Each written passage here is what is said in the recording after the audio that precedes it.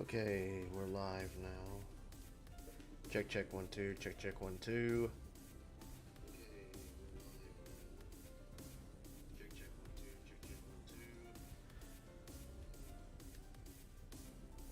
Oh, hey, Blasted. It's going good. Still got allergies going on, but other than that, I'm doing good. Hello. Welcome to the stream. There we go. Closer.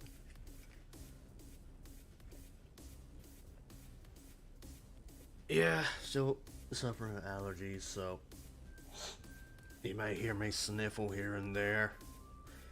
That I probably don't sound right. Yes, yes, tonight we're doing Doki Doki Literature Club. Please enter your name. Ha. You have another GPU coming. Awesome. Have fun?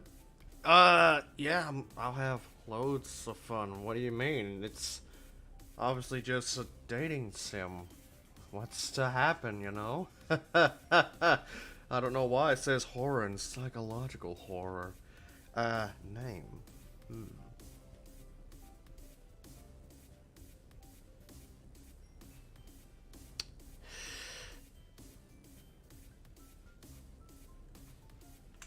How about Dak? No. I want something. Let's see. What could be fun? What could be funny? Funny, but not going overboard with it.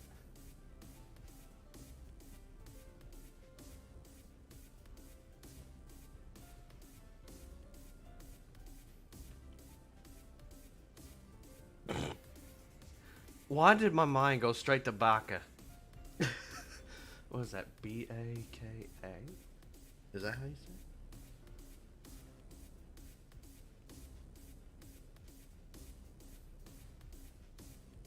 Oh, it is spelled B-A-K. I don't know. What do you guys think? You think that'd be funny, or you think that'd be entertaining for this whole thing, or do you think I should go with like just go with my normal name?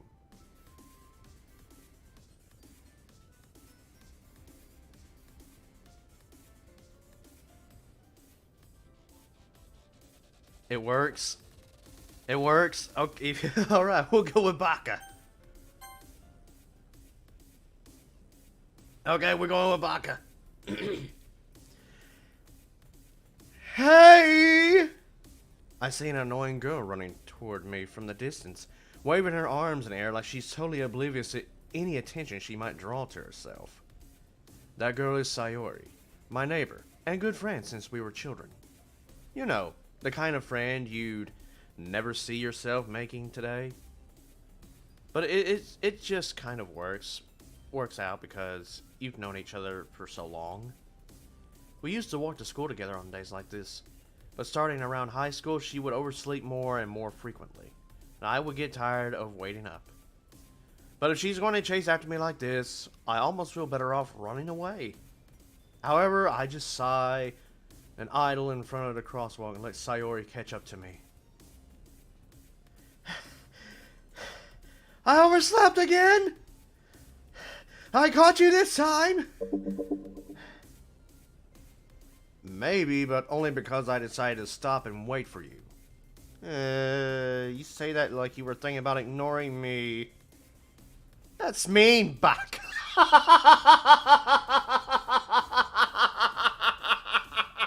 Damn it. Ah! I couldn't do it. I couldn't do it. I just couldn't do it. I tell you, I couldn't do it. I couldn't keep a straight face when I was reading that. Ah. Oh. Okay. That's mean, Baka.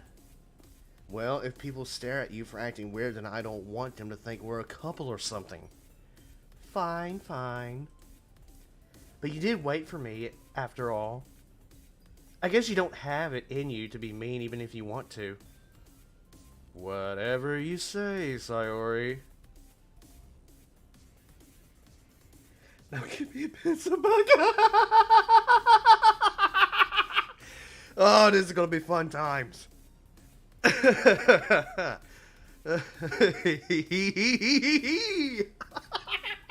Damn it.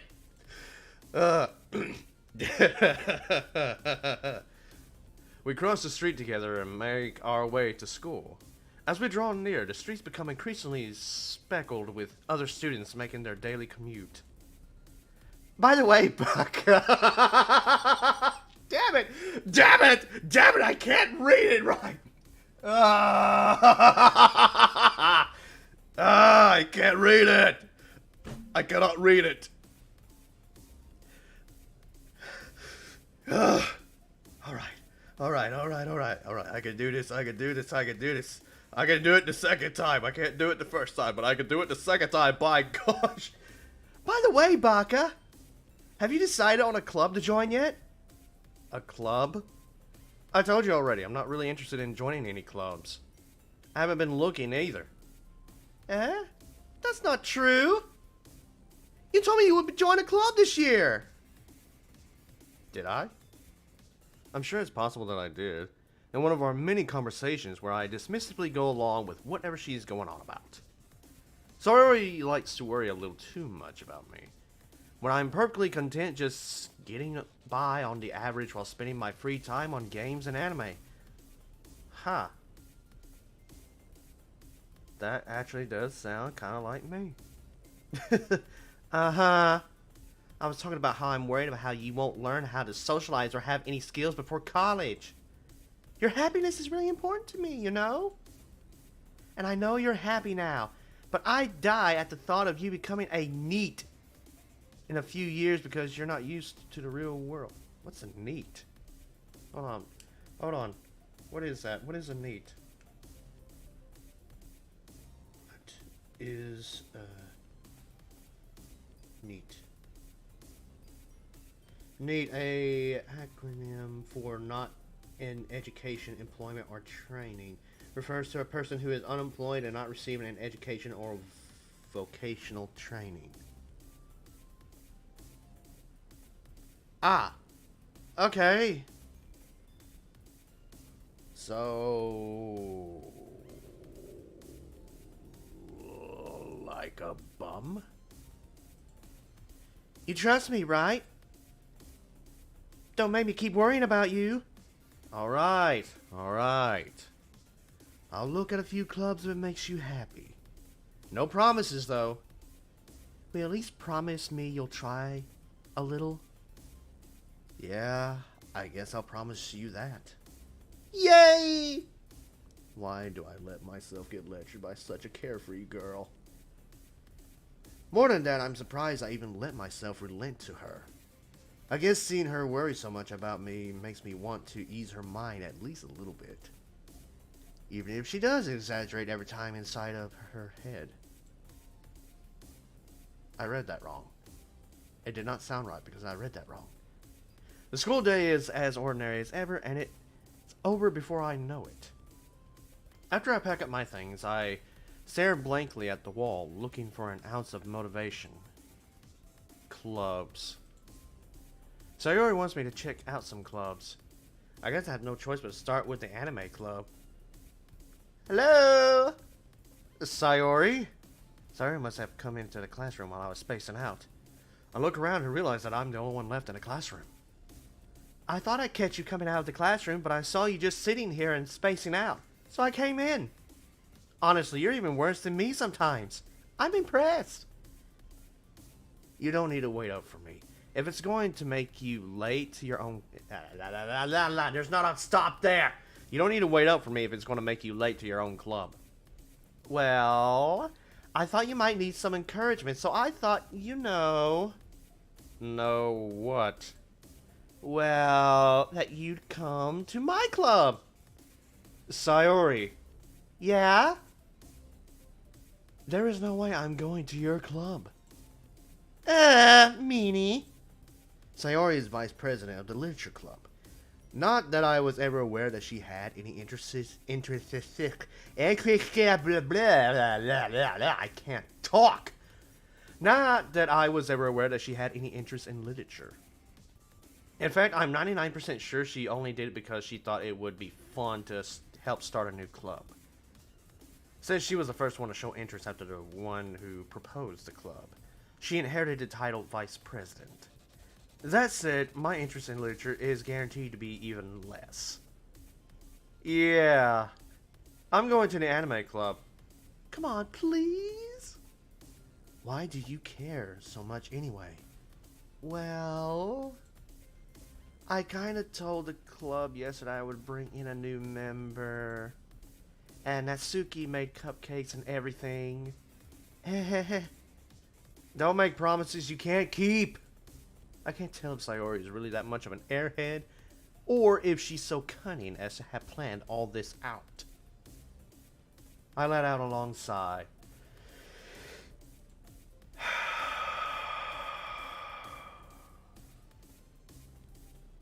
Fine. I'll stop by for a cupcake. Okay? Yes! Let's go! And thus today marks the day I sold my soul for a cupcake. I dejectedly follow Sayori across the school and upstairs. A section of the school I rarely visit, being generally used for third-year classes and activities.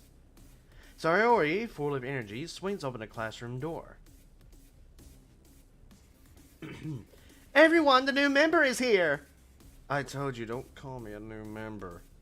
I glance around the room. Welcome to the literature club. It's a pleasure meeting you. Sayori always says nice things about you. Seriously, you brought a boy? Way to kill the atmosphere. Damn it! Damn it! Gah! Hold, damn you, hold it together. Every time I see it, I want to laugh. Why? Ha! Baka! What a nice surprise! Welcome to the club! All words escape me in this situation. Shut up! Quit telling me to break! You're not helping! This club is full of incredibly cute girls! What are you looking at? If you want to say something, say it. Sorry. Natsuki? The girl in the south with the sound. I can't talk. I'm getting tongue-tied. It's the Brad Pitt. Baka, broken more baka. Ah! The girl with the sour attitude, whose name is apparently Natsuki, is one I don't recognize. Her small figure makes me think she's probably a first year. She's also the one who made cupcakes, according to Sayori. You can just ignore her when she gets moody. Sayori says that quietly into my ear, then turns back towards the other girls. Anyway, this is Natsuki, always full of energy. And this is Yuri, the smartest in the club. Don't say things like that.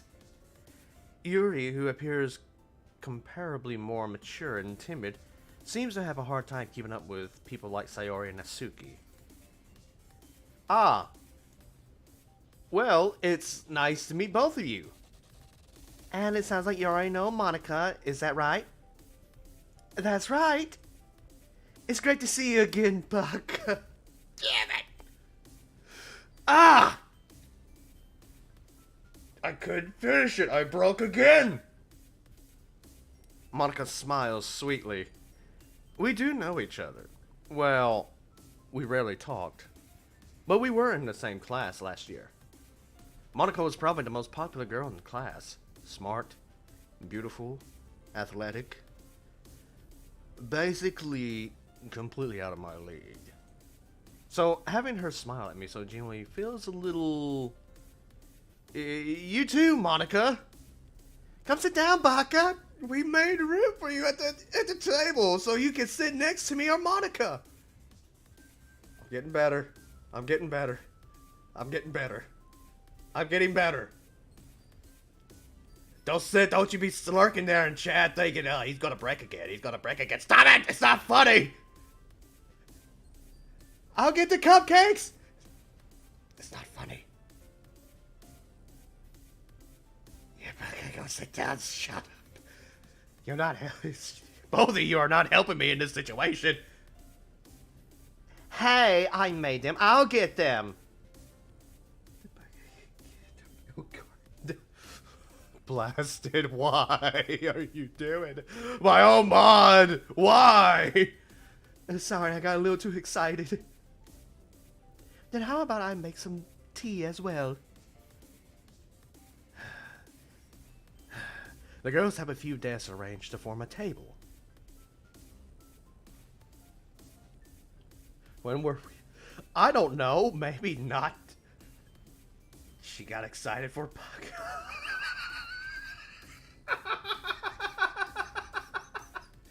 Oh my gosh. Why? The girls have a few desks arranged to form a table. I already read that. As Sayori mentioned, it's between widened. Why did I read it as between?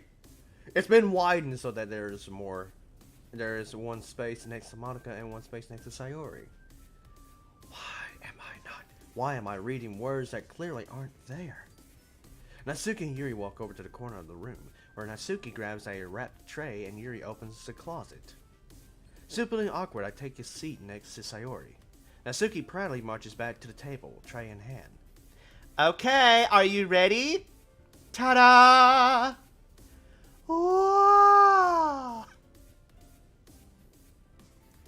Adopt a baka today. Oh my god.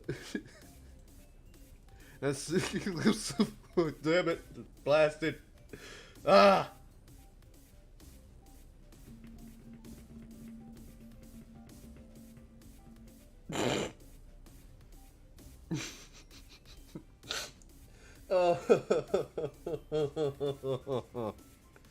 Why? Blasted, why? Why are you doing this to me? Blasted, why? Natsuki lifts the foil off the tray to reveal dozens of white, fluffy cupcakes decorated to look like little cats. The whiskers are drawn with icing, and little pieces of chocolate were used to make ears. So cute! I had no idea you were so good at baking, Natsuki. Well, you know.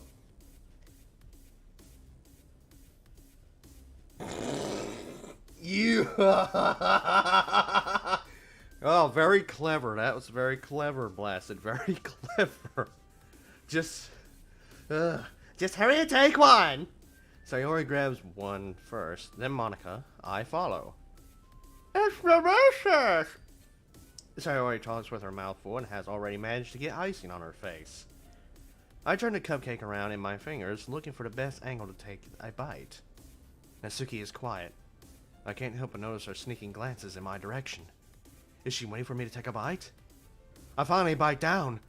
The icing is sweet and full of flavor! I wonder if she made it herself. This is really good. Thank you, Natsuki.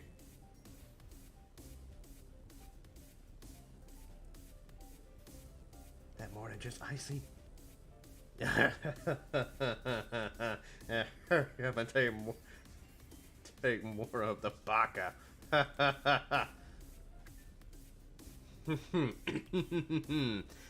Why are you thanking me? It's not like I... Haven't I heard this somewhere before? Made them for you or anything. I thought you technically did. Sayori said, well, maybe. But not for you, but not for, you know, you dummy.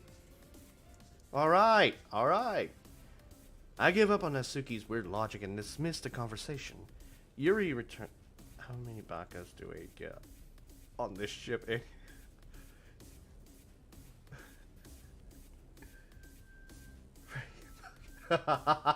Oh my god, you two are not going to let it in, are you?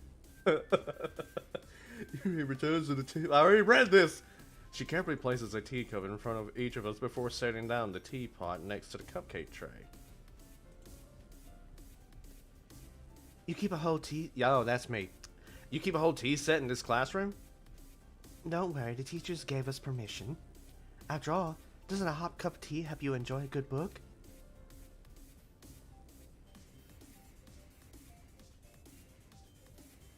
What? YouTube does not have clipping while I'm streaming? You sure? Well, I guess not. Hold. It does. Because I can clip. It does have clipping. I'm looking at it right now. You can clip. YouTube has clipping. It does. It's got clipping. It's the thing that has the scissors. Because I don't remember what the clipping thing looks like on Twitch. Is it also scissors? Or do they both use scissors? Yeah, blasted. You baka.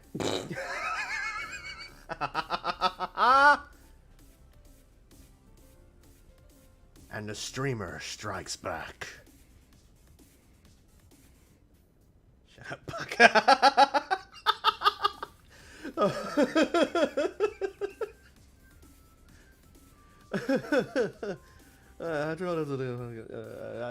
Yeah, sure, but you know, I mean, from anime I've always seen where a girl has purple hair, she's usually the psycho that wants to kill everybody. I mean, wants to hurt everybody. Okay, I've watched Heaven's Lost Property many times. Okay? I've watched it many times. I know, oh my gosh! I can't remember the character's name who has purple hair. Mikako, that's what her name was, Mikako. Mikako Sasukatane. And Heaven's Lost Property, complete psycho. She really enjoys hurting people. It gives her entertainment. So how do I know?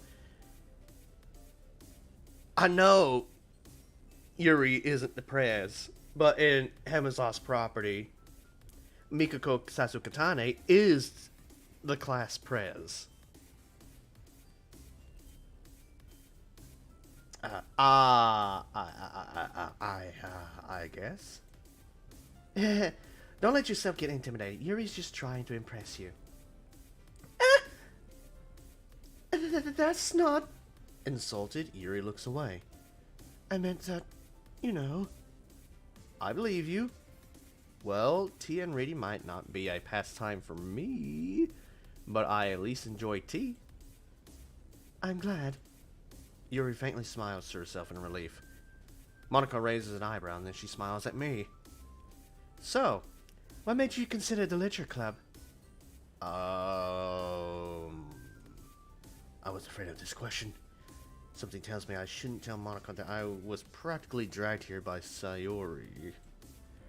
Well, I haven't joined any clubs yet, and Sayori seemed really happy here. So... Boots? I mean, books. That's okay. Don't be embarrassed. We'll make sure you feel right at home, okay?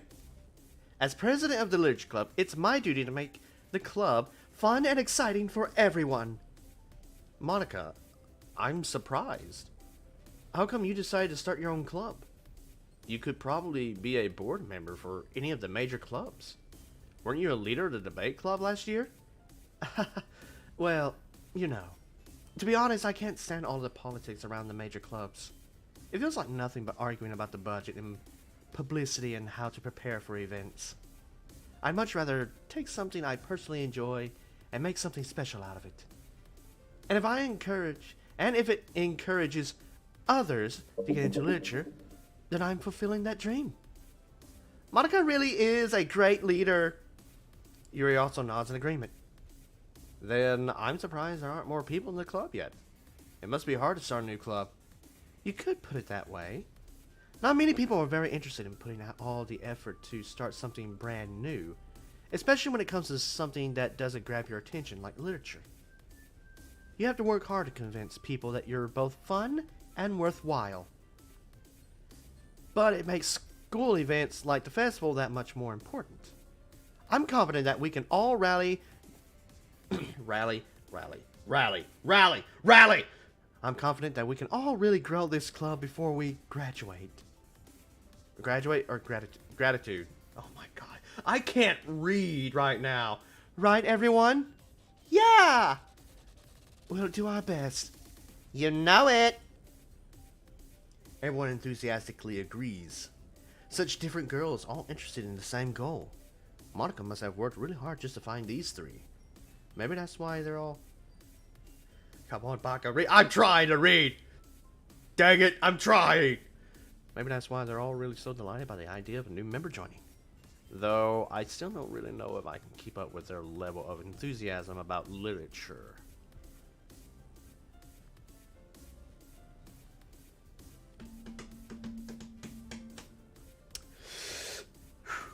So, Baka, what kind of things do you like to read?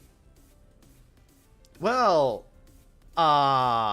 considering how little I've read these past few years, I don't really have a good way of answering that. Manga? Or, the other way to pronounce it, manga? Manga? Manga? Manga manga? I muttered quietly to myself, half jokingly. Natsuki's head suddenly perks up. It looks like she really wants to say something, but she keeps quiet. Not much of a reader, I guess. Well, that can change. What am I saying? I spoke without thinking after seeing Yuri's sad smile. Anyway, what about you, Yuri? Well, let's see. Yuri traces the rim of her teacup with her finger. My favorites are usually novels that build deep and complex fantasy worlds. The level of creativity and craftsmanship behind them is amazing to me. And telling a good story in such a foreign world is equally impressive. Yuri goes on, clearly passionate about her reading. She seems so reserved and timid since the moment I walked in, but it's obvious by the way her eyes light up that she finds her comfort in the world of books, not people. But you know, I like a lot of things. Stories with deep psychological elements usually immerse me as well.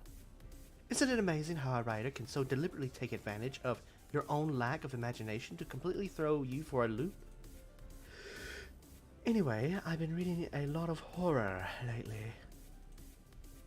Ah, I read a horror book once.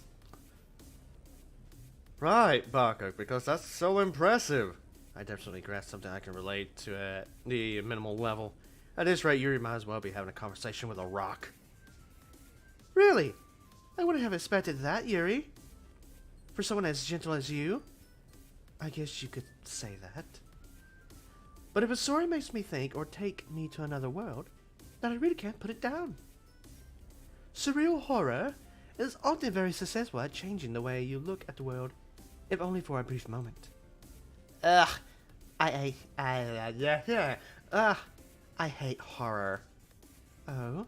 Why is that? Well, Natsuki's eyes dart over to me for a split second. Never mind.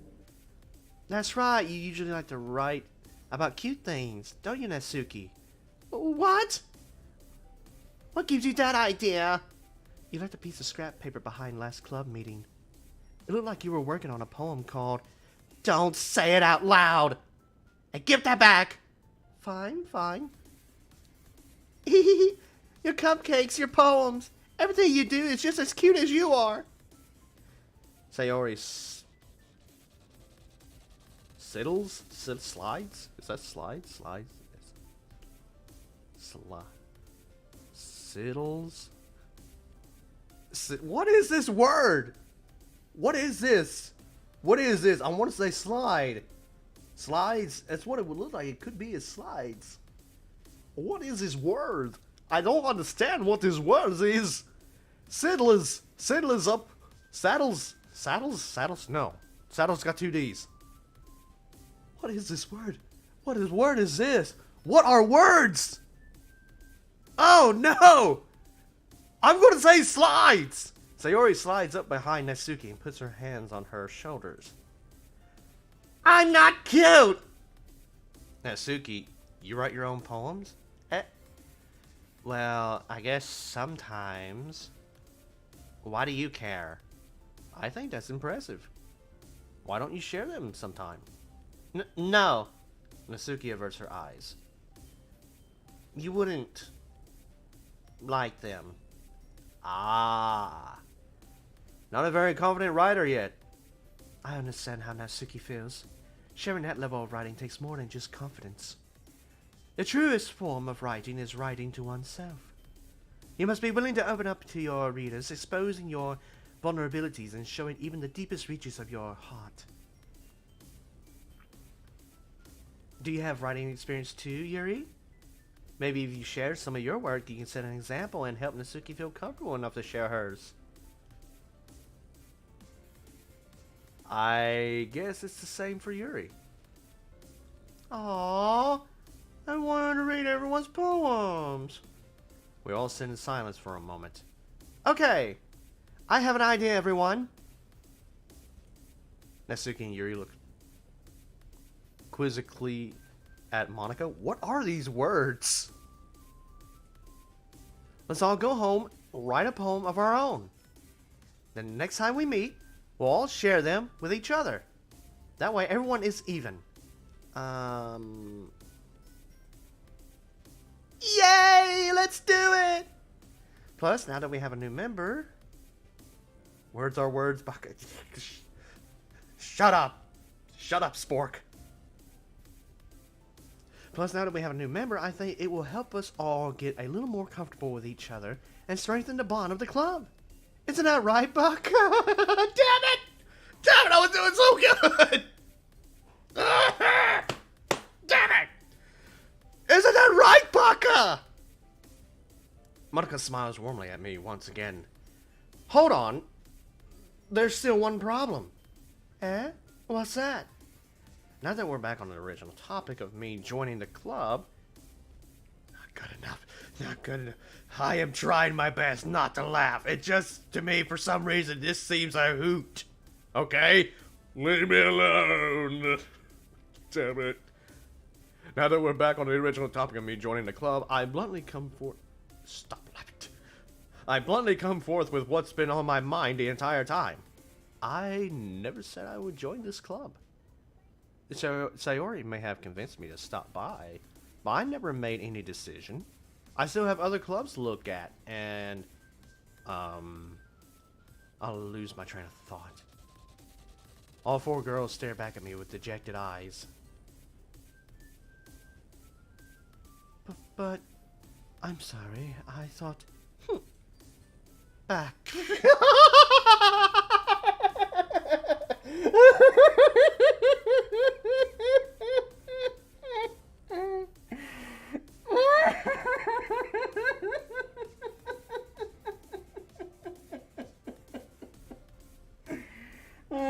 Why does it fit so well?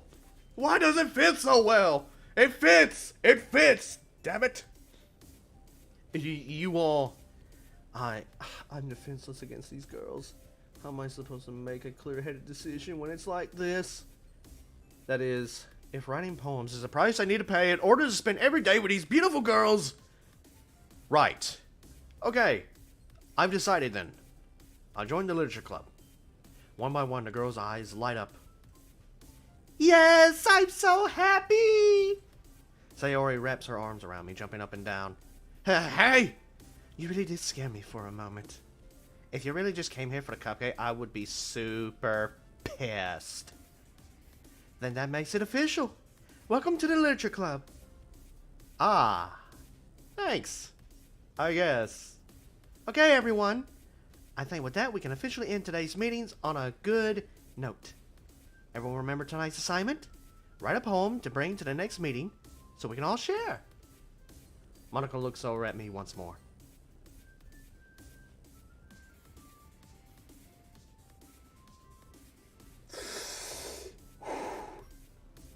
Baka, I look forward to seeing you express yourself. Damn it.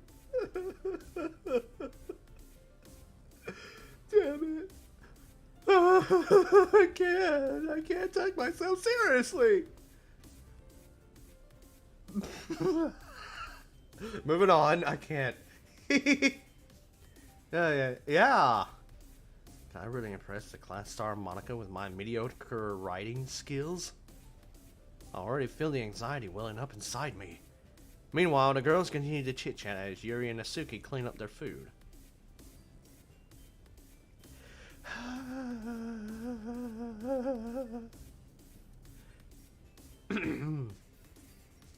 Hey, Baka! Since we're already here, do you want to go walk home together? Why? Why? I am such a bitch.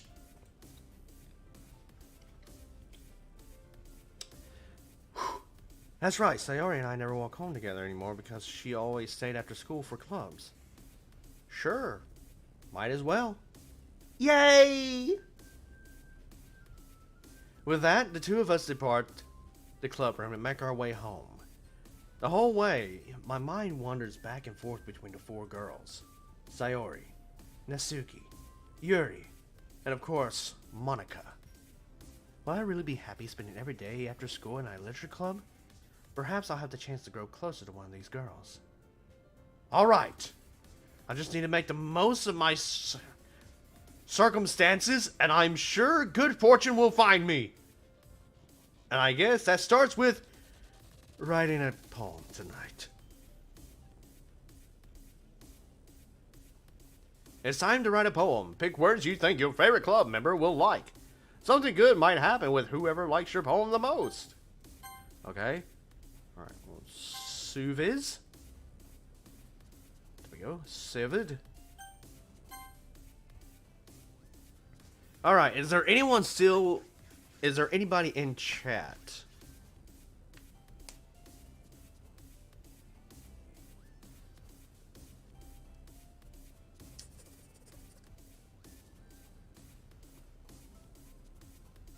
Soup. Soup. What do you mean soup? I don't see the word soup in here. Is there soup? There's no soup. But anyways, I'm getting off track. Alright. So, tell me, whom do you think I should woo with my poem? Sayori, the childhood friend. Natsuki, the short...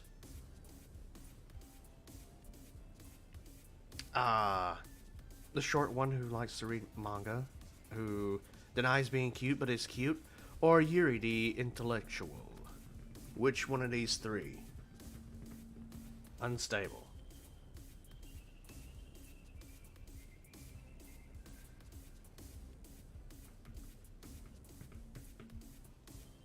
Okay. Pink hair? So Natsuki. Okay, so... Friends? No. Vanilla. Strawberry. Spark.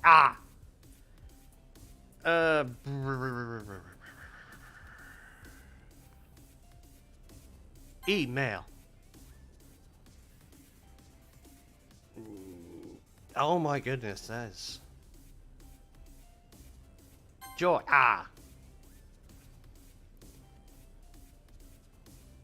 Jumpy. Puppy. Sugar.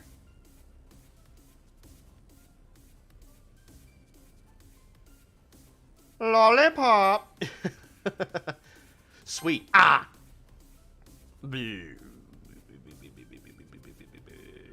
Cheer. Bouncy. Fun. Hop. Fluffy.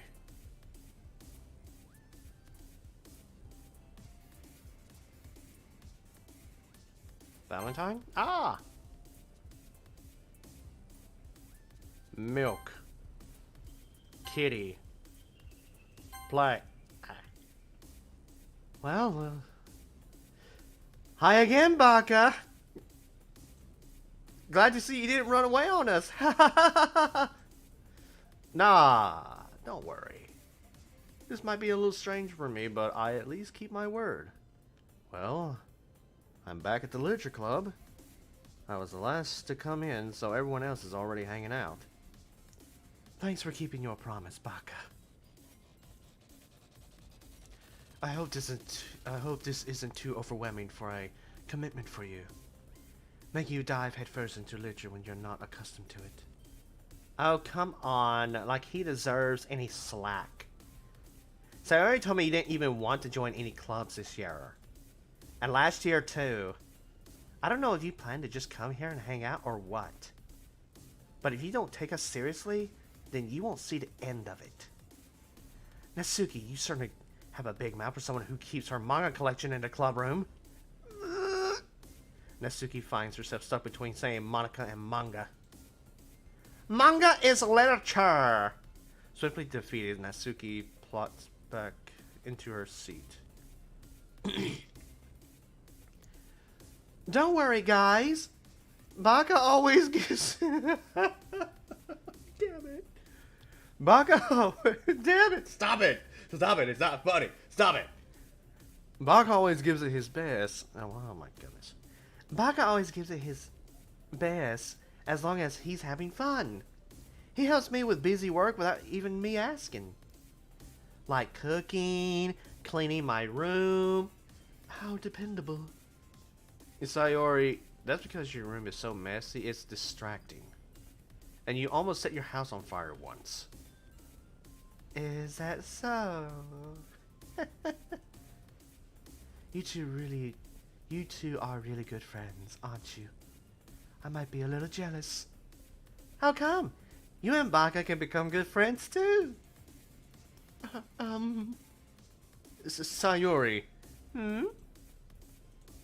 As usual, Sayori seems oblivious to the weird situation she just put me into. Oh, Yuri even brought you something today, you know? Oh, wait, Sayori? Me? Not really. Don't be shy. It's really nothing. What is it? Never mind. Sayori made it sound like a big deal when it's really not. What do I do? I'm sorry, Yuri. I wasn't thinking. I guess that means it's up to me to rescue this situation. Hey, don't worry about it. First of all, I wasn't expecting anything in the first place. So any nice gesture from you is a pleasant surprise. It'll make me happy no matter what. Is that so? Yeah, I won't make it a big deal if you don't want me to make it to be. If you don't want it to be. Alright. Well, here. Yuri reaches into her bag and pulls out a book. I didn't want you to feel left out, so I picked out a book that I thought you might enjoy. It's a short read, so it should keep your attention, even if you don't usually read. And we could, you know, discuss it, if you wanted. I didn't do it. What do you mean I didn't do it? This is... How is this girl accidentally being so cute? She even picked out a book she thinks I like. You'll find out. What? Despite me not reading much. You'll find out. What do you mean I'll find out? What did you do? What did you do?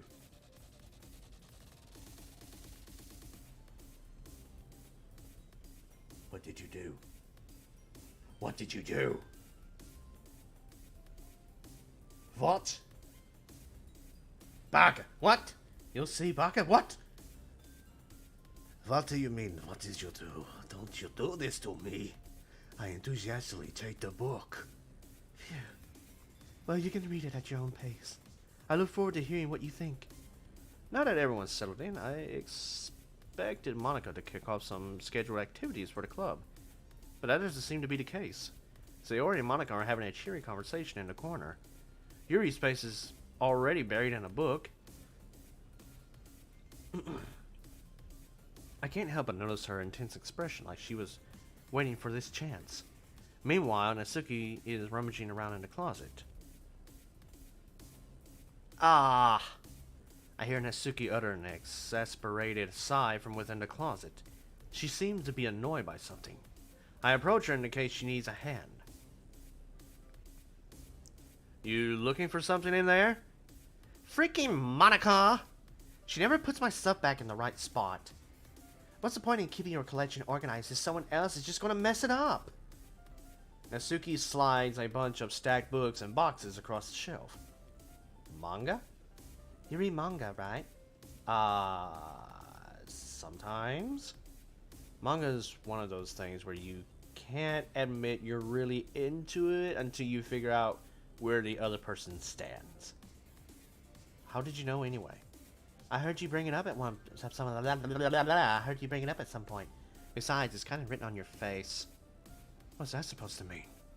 I see. There's a long volume of manga amidst a stack of various books on the side of one of the shelves. Curious, I pull it out of the stack. There it is! Natsuki snatches it out of my hand. She then turns a box of manga and slips the volume right into the middle of the rest. Ha! Much better. Seeing a box set with one book missing is probably the most irritating sight in the world. I know that feel. I get a closer look at the box set she's admiring. Parfait Girls? It's a series I've never heard of in my life. That probably means it's either way out of my demographic or is simply terrible. If you're gonna judge, you can go do it through the glass on that door. She points to the classroom door. Hey, I wasn't judging anything. I didn't even say anything. It was the tone of your voice. But I'll tell you one thing, Baka.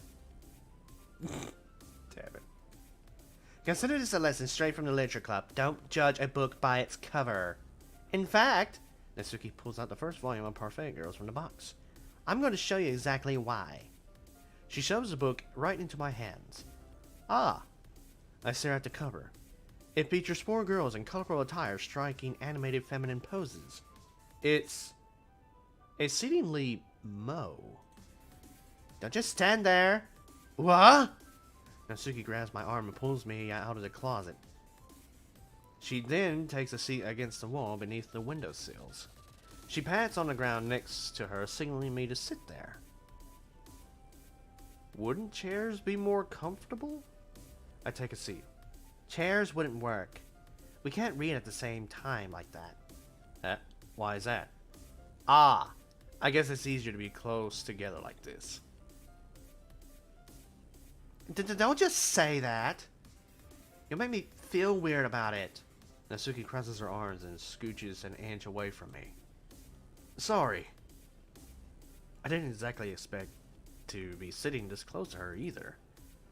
Not that I can say it's particularly a bad thing. I opened the book. It's only a few seconds before Natsuki once again inches closer, reclaiming the additional space while she hopes I won't notice. I can feel her, I can feel her peering over my shoulder, much more eager to begin reading than I am. Wow, how long has it been since I read the beginning? You don't go back and flip through the older volumes every now and then? Not really. Maybe sometimes after I've already finished the series? Hey, are you paying attention? I am, but nothing's really happened yet, so I can talk at the same time. It looks like it's about a bunch of friends in high school. Typical slice of life affair. I kind of grew out of these since it's rare for the writing to be entertaining enough to make up for the lack of plot.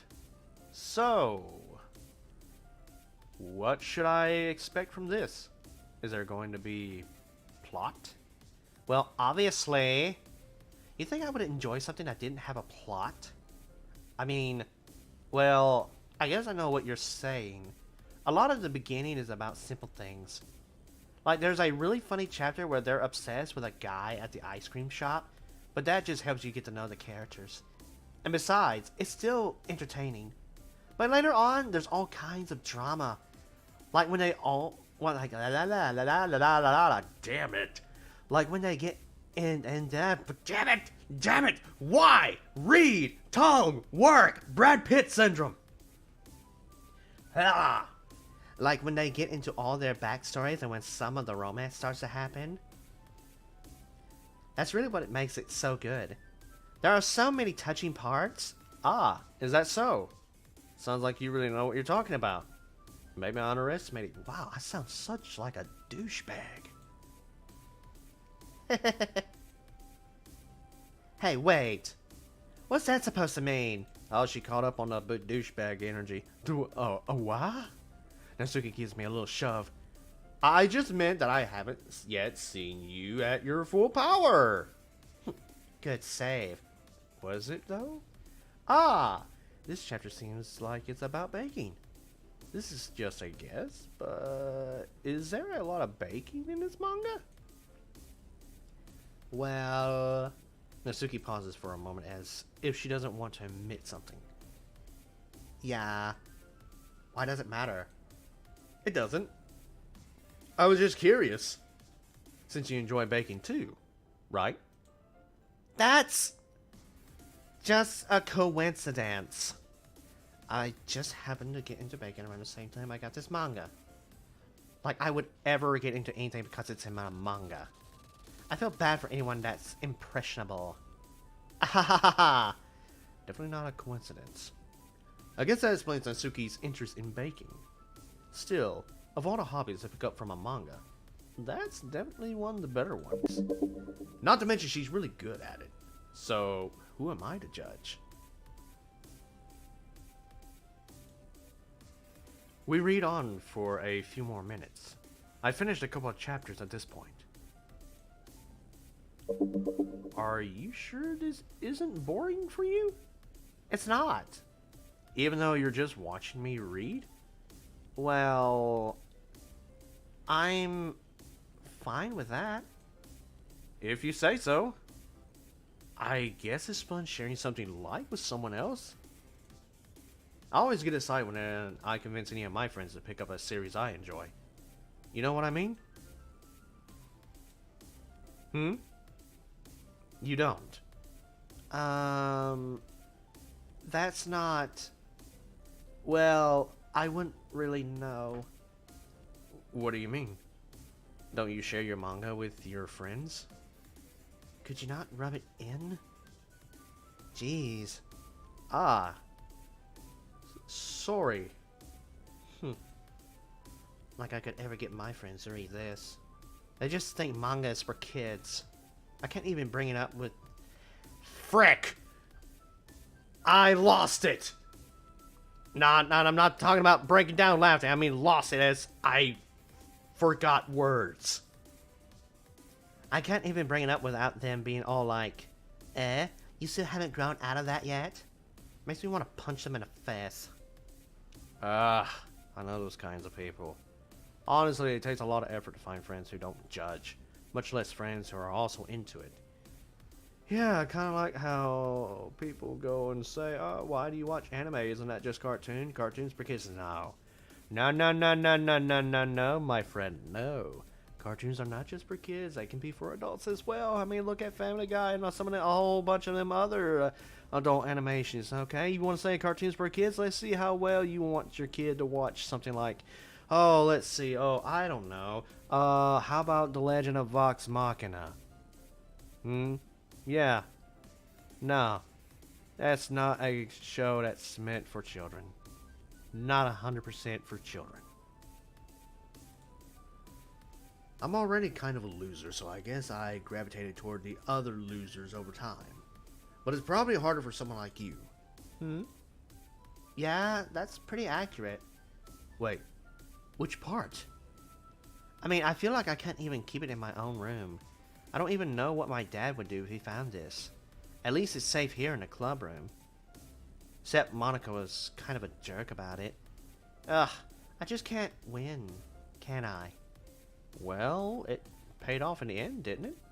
I mean, here I am, reading it. Well, it's not like that solves any of my problems. Maybe. But at least you're enjoying yourself, right?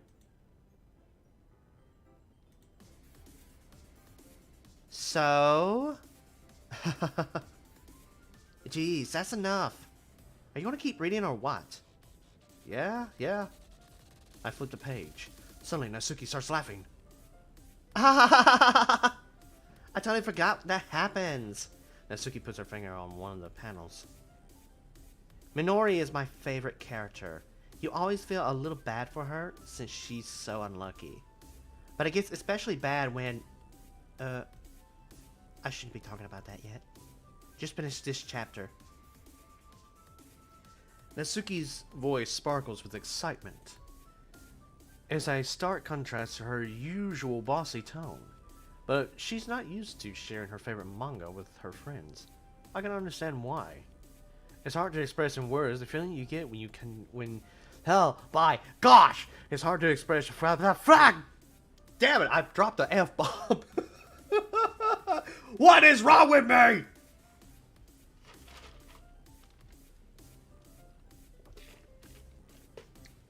There, I got me a drink of water. Maybe that'll help. Probably not.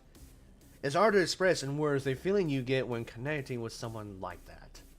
And being able to provide that to Natsuki, for whom it's a rare experience. The thought makes me smile a little to myself. Okay, everyone. Huh? Are you all ready with today's poems? Oh, come on.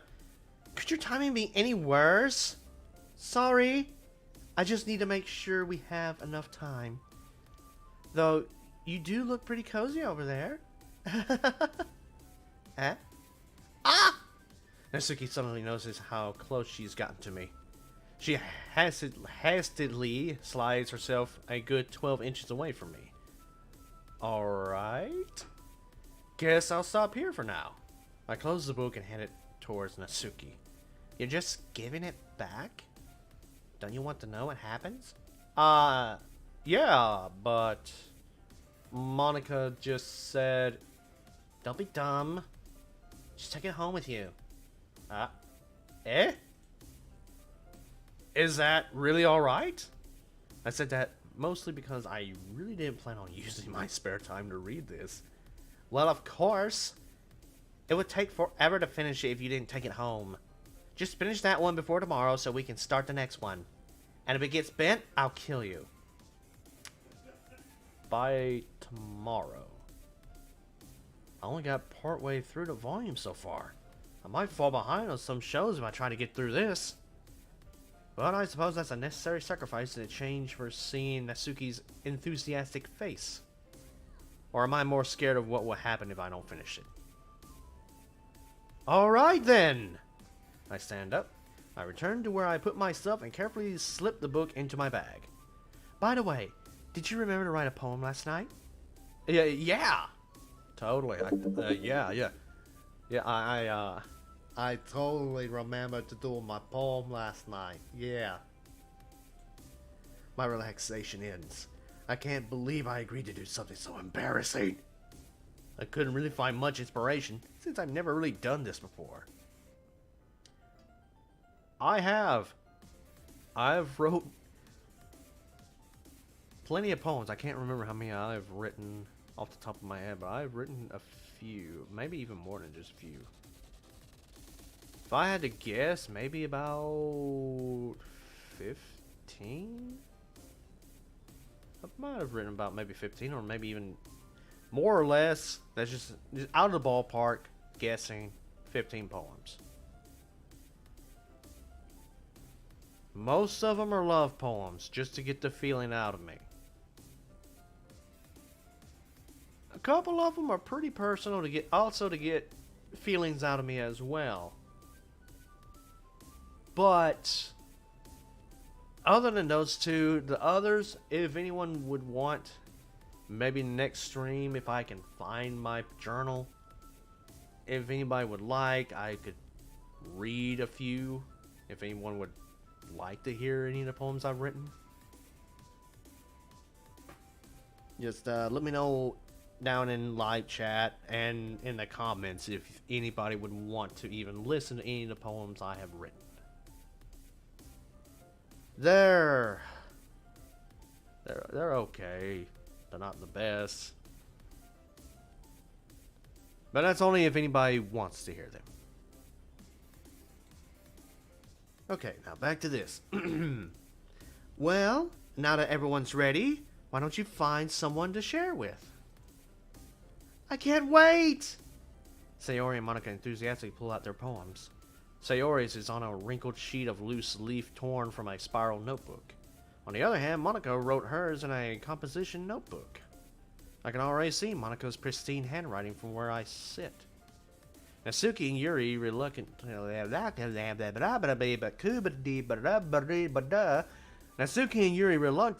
comply as well, reaching into their bags. I do the same myself.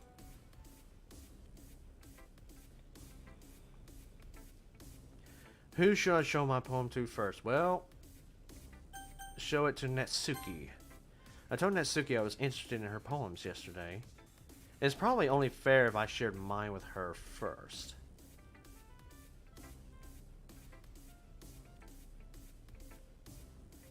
Okay, well, let's start with the things I don't like.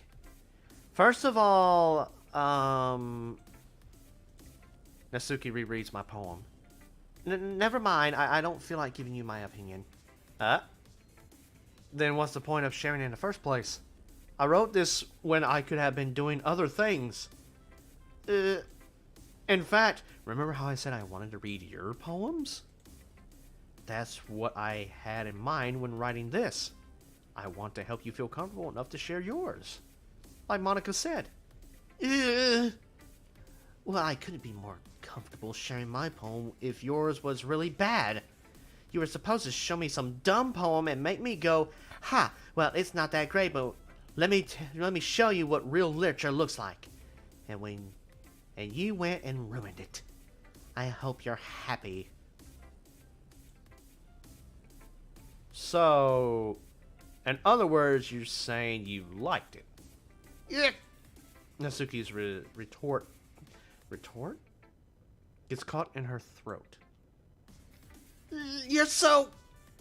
You don't understand anything, do you? I already told you that. You don't have to go announcing it to the world like you're all self-important. Pretty sure you never actually said that. I say that mostly to myself. Natsuki must really hate me or something. I can't figure out if it's a win or a loss that she liked my poem.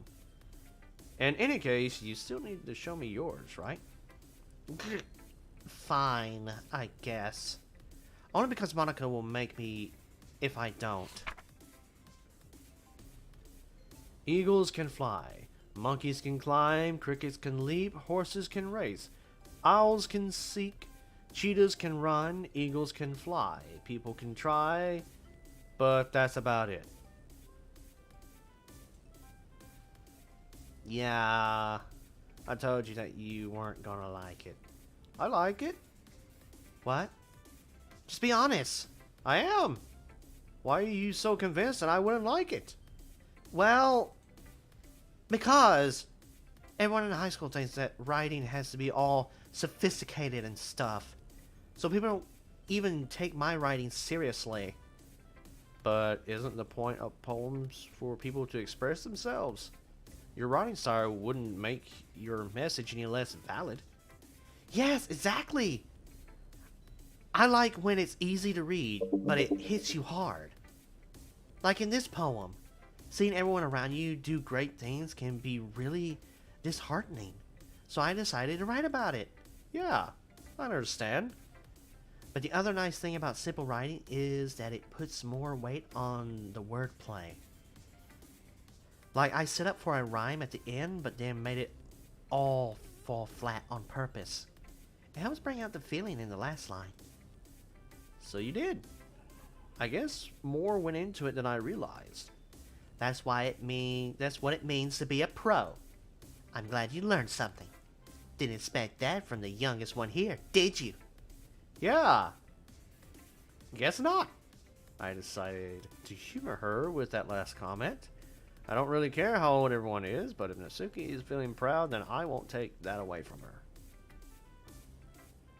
Alright, who should I show my poem to next? Did you... Alright, Sayori. Oh my goodness! This is so good! Baka, damn it! Ah! Ah? I love it! I had no idea you were such a good writer! Sayori, you must be seriously overreacting. I'm not a good writer at all. I honestly have no idea what I'm doing. Well, maybe that's why. Because I have no idea what I like either. Jeez. I'm sure Yuri's opinion has to be a little more constructive than this. Are you sure you don't like it because I wrote it? Are you sure you don't like it because I wrote it? Yeah. Eh? Well, I'm sure that's part of it. I think I understand you better than a lot of the other people, you know?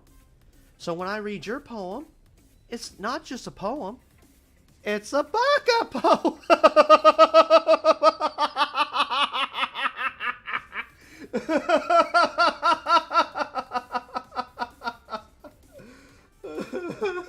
It's a baka poem!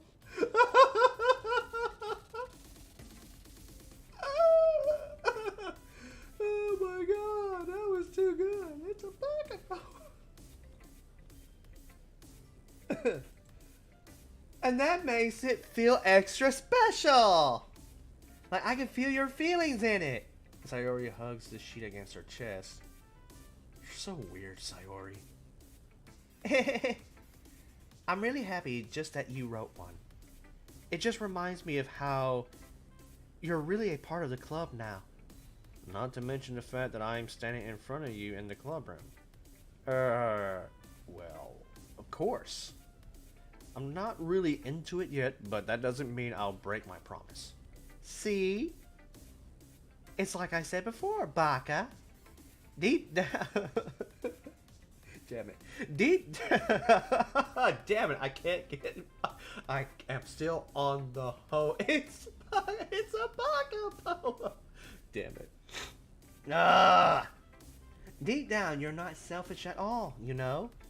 Trying new things like this for other people, that's something that only really good people do. Thanks, Sayori. I'm not sure if Sayori sees the full picture of my motive here. Then again, I can't deny that she's part of the reason I joined, knowing how much this means to her and all. Yeah, and I'm going to make sure you have lots of fun here, okay? That will be my way of thanking you. Alright, I'm going to hold you to that then. Yay! Now you'll read my poem too, right? Don't worry, I'm really bad at this. We'll see about that. Let's see. Dear sunshine, the way you glow through my blinds in the morning, it makes me feel like you miss me, kissing my forehead to help me out of bed, making me rub the sleepy from my eyes. Are you asking me to come out and play? Are you trusting me to wish away a rainy day? I look above, the sky is blue. It's a secret, but I trust you too. If it wasn't for you, I could sleep forever. But I'm not mad. I want breakfast. Sayori. This is just a guess, but did you wait until this morning to write this? No. Just a little bit. You can't answer just a little bit to a yes or no question. I forgot to do it last night. Well, at least that makes me feel a little better about myself. Don't be so mean. I still try my best. Ah, yeah. I didn't mean to say that it was a bad poem. It came out nice. Or, how should I put it? It sounds just like you. Really? Yeah. Especially that last line. I made eggs and toast. Even though you were late to school. It's bad to skip breakfast. I get all cranky.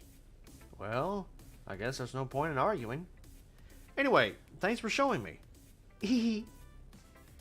This was so much fun. Monica's the best. Ah. Yeah. But next time, I won't forget. And I'm going to write the best poem ever. Well, I guess I look forward to it. Crap.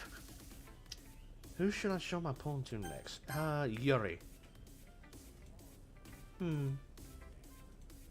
Yuri stares at the poem. A minute passes, more than enough time for her to finish reading. Oh. Sorry. I forgot to start speaking. It's fine. Don't force yourself. I'm not. I just need to put my thoughts into words. Hold on. Okay. This is your first time writing a poem, right? Yeah. Why do you ask? I'm just making sure. I guess that it might be after reading through it. Ah, so it's that bad? No!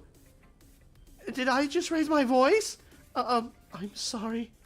Yuri buries her face in her hands. I couldn't help but notice that it's been several minutes and we really haven't gotten anywhere. It might take Yuri a while to get used to new people. It's fine. I really didn't notice. What were you saying? Right.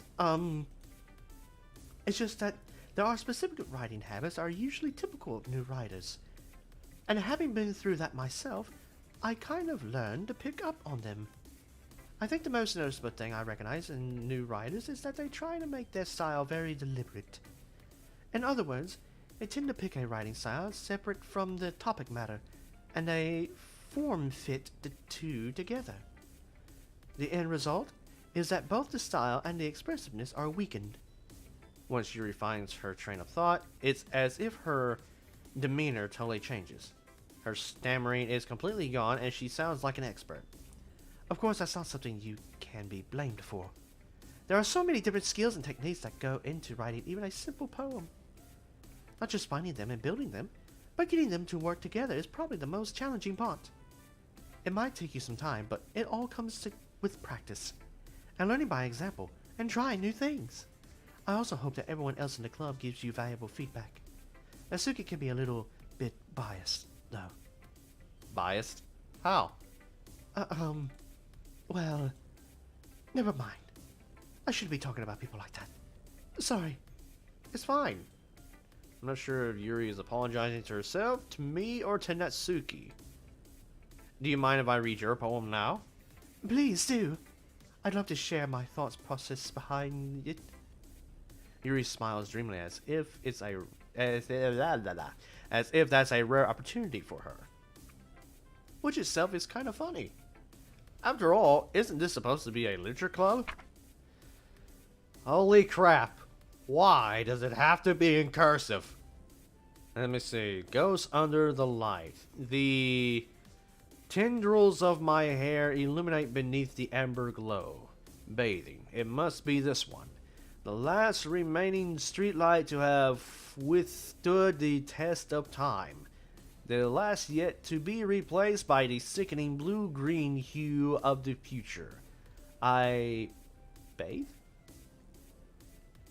Calm, breathing air of the present but living in the past. The light flickers. I flicker back. Interesting. I'm sorry I have such terrible handwriting. No. No, I didn't say anything about the handwriting at all. What? I wasn't thinking that at all. But it took you so long. It took you a long time to read. Ah, well, I just don't read script very often. I actually think your handwriting is pretty. Eh? That's a relief. Also, I like the poem. Even though it's short, it was really descriptive. It wasn't too short. I usually write longer poems. Not at all.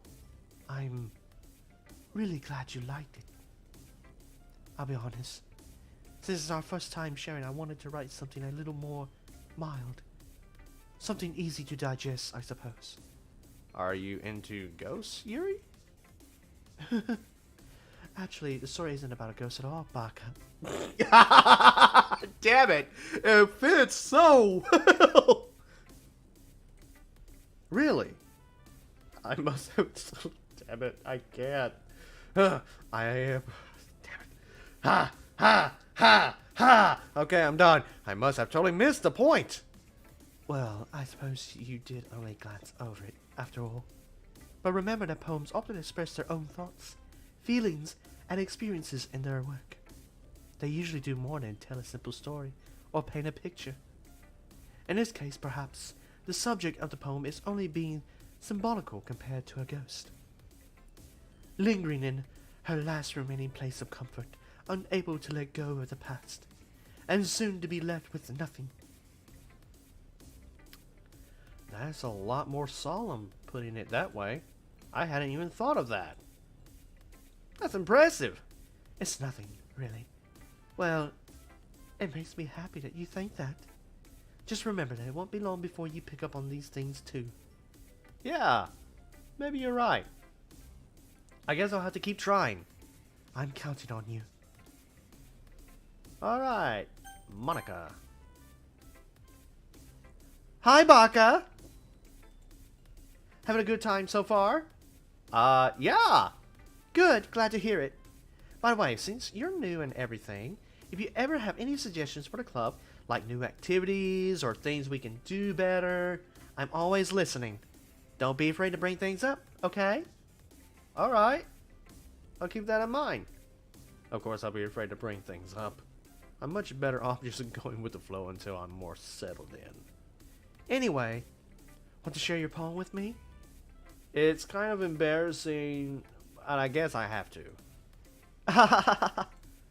Don't worry, Baka. We're all a little embarrassed today, you know. But it's that sort of barrier that we'll all learn to get past soon. Yeah, that's true. I hand Monica my poem. I like it, Baka. Really? It's a lot cuter than I expected. Oh, jeez. Oh, jeez. No. It kind of makes me think of something that Suki would write.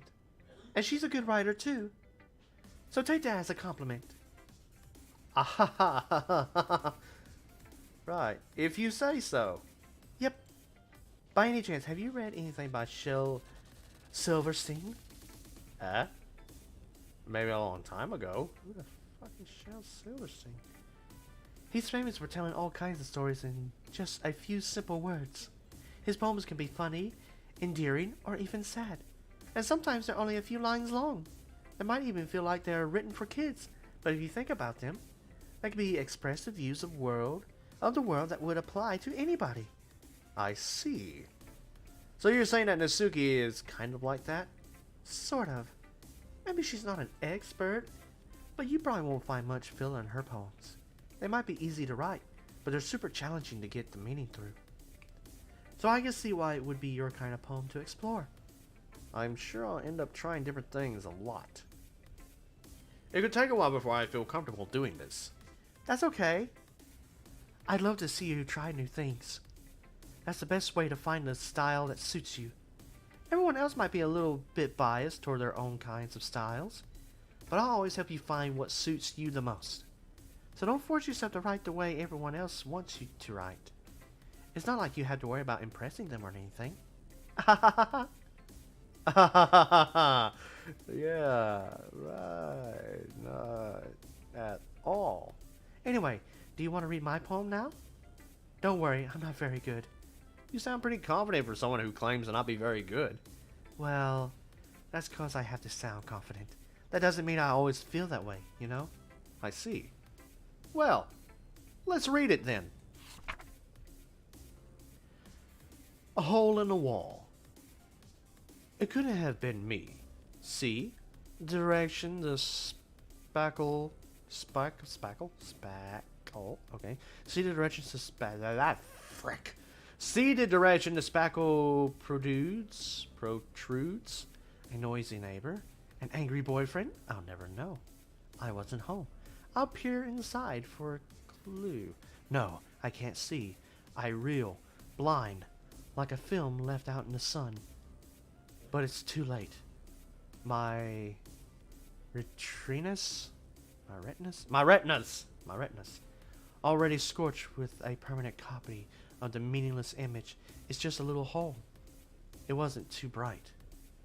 It was too deep, stretching forever into everything. A hole of infinite choices, I realize now. I wasn't looking in. I was looking out. And he, on the other side, was looking in.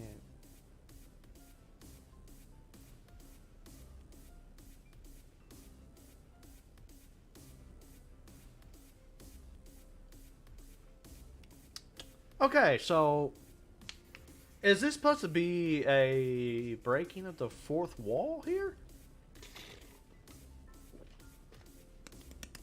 That's what I'm getting out of this. Where she is, I am looking into the screen while she is looking at me looking into the screen. So we're both just looking at each other. This is, well, okay. So, what do you think? It's very freeform, if that's what you call it. Sorry, I'm not really the right person to ask for feedback. It's okay. Yeah, that kind of style has gotten pretty popular nowadays. That is, a lot of poems have been putting emphasis on the timing between words and lines. When performed out loud, it can be really powerful. What was the inspiration behind this one? Well, I'm not sure if I know how to put it. I guess you could say that I had some kind of epiphany recently. It's been influencing my poems a bit. An epiphany? Yeah, something like that. I'm kind of nervous to talk about deep stuff like that, because it's kind of coming on strongly. Maybe after everyone is better friends with each other. Anyway, here's Monica's writing tip of the day. Sometimes when you're writing a poem or a story, your brain gets too fixated on a specific point.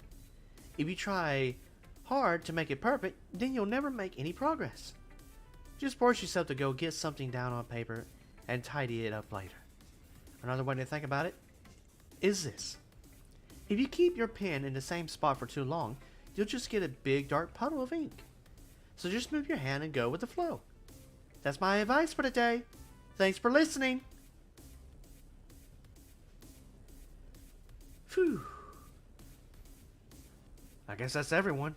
I glanced around the room. That was a little more stressful than I anticipated. It's as if everyone is judging me for my mediocre writing abilities. Even if they're just being nice, there's no way my poems can stand up to theirs. This is a literature club, after all. I sigh. I guess that's why I ended up getting myself into. Across the room, Sayori and Monica are happily chatting. My eyes land on Yuri and Natsuki. They gingerly exchange sheets of paper, sharing their respective poems. Excuse me. As they read in tandem, I watch each of their expressions change. Natsuki's eyebrows furrow in frustration. Meanwhile, Yuri smiles sadly. What's with this language? Did you say something? Oh, it's nothing. Natsuki dismissively returns the poem to the desk with one hand. I guess you could say it's fancy. Thanks. Yours is cute. Cute? Did you completely miss the symbolism or something? It's clearly about the feeling of giving up. How can that be cute? I know that. I just meant the language, I guess. I was trying to say something nice. You mean you have to try that hard to come up with something nice to say? Thanks, but it really didn't come out nice at all. Well, I do have a couple of suggestions. If I was looking for suggestions, I would have asked I would have asked someone to actually liked it. Which people did, by the way. Sayori liked it, and Baka did too. So based on that, I'll gladly give you some suggestions of my own. First of all, excuse me. I appreciate the offer, but I spent a long time establishing my writing style. I don't expect it to change anytime soon, unless of course I come across something particularly inspiring. Which I haven't yet. And Baka liked my poem too, you know. He even told me he was impressed by it. Natsuki suddenly stands up. Oh, I didn't realize you were so invested in trying to impress our new member, Yuri. That's not what I... You're just... Yuri stands up as well. Maybe you're just jealous that Baka appreciates my advice. Damn it. More than he appreciated yours. Huh? And how do you know he didn't appreciate my advice more? Are you that full of yourself? No. If I was full of myself, I would deliberately go out of my way to make everything I do overly cutesy. Is everyone okay? Well, you know what? I wasn't the one whose boobs magically grew I grew a size bigger as soon as Baka started showing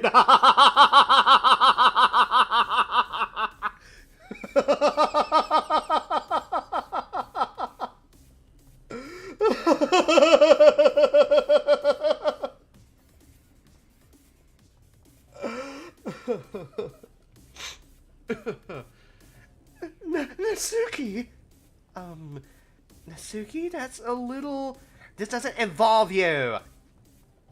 I don't like fighting, guys! Suddenly both girls turned towards me as if they just noticed I was standing there. Baka!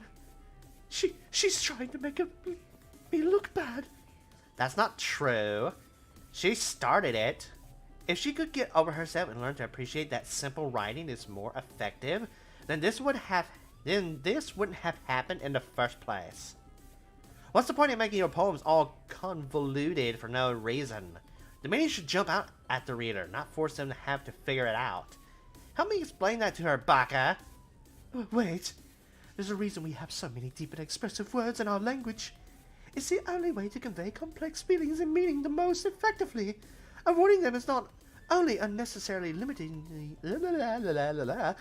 yourself, it's also a waste. You understand that, right, Baka?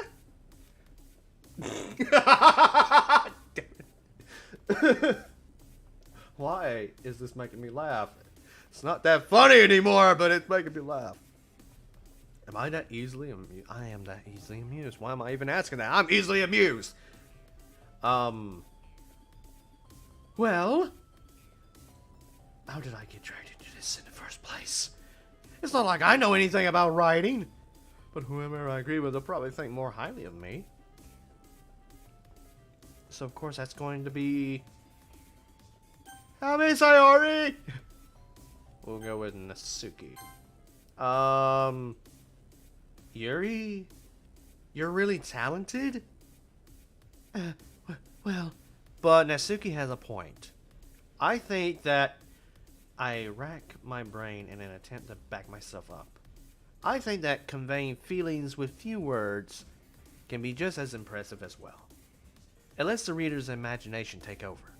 And Natsuki's poem did a really good job of that. Yeah, I did. Didn't it? Ahaha. Shows how much you know. That's not... Natsuki, I think that's enough. Huh? Me? But she was so mean to me. Natsuki's voice whines. Look, what we talked about yesterday was right. Writing is a really personal thing, and sharing it can be definitely hard. It looks like we learned that today. Even small criticism can lead to something pretty heated. I glance over my shoulder.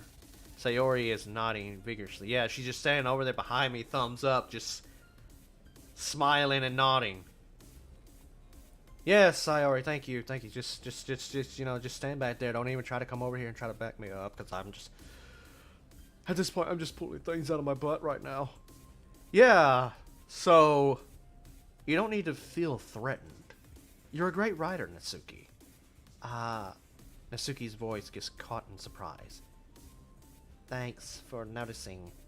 She finally mutters that, barely audible. Yuri looks at me dejectedly. She's already planning my demise. It's there in the back of her head right now. She's planning my demise. She's thinking, I will go to his house at night and I will burn him to the ground. With a face like that, I can't help but feel bad for her as well. I'm sure that Natsuki didn't mean everything she said. So you don't need to feel threatened either. Well, if you say so. Hey, it's not like you need to apologize for me, Baka. Sheesh. Natsuki tries a breath. Tries a breath. She takes a breath. The thing about... Natsuki glances around the room. Would everyone stop staring at me? Unsurprisingly, Natsuki has a harder time with it than she boasted. Sayori and Monika look away. Anyway, the thing about your boobs, I didn't mean it, okay? That's all. Very nice, Natsuki. Very nice. Very nice apology. Very nice. Natsuki looks away, avoiding eye contact with anyone. Yeah, you're naturally beautiful, Yuri. Sayori. I'll go and make some tea. Eh? I was just trying to help. I'm sure she appreciated it. Sayori. Right. Thank you, Sayori. You know, you were doing so good sitting there behind me, both hands thumbs up and just smiling and nodding. You know, you did have to, come over here and try that, but it's appreciated. I pat Sayori on the shoulder. Well, now that we're past that, everyone's read each other's poems, right? I hope that it was worthwhile for everyone, especially you, Baka.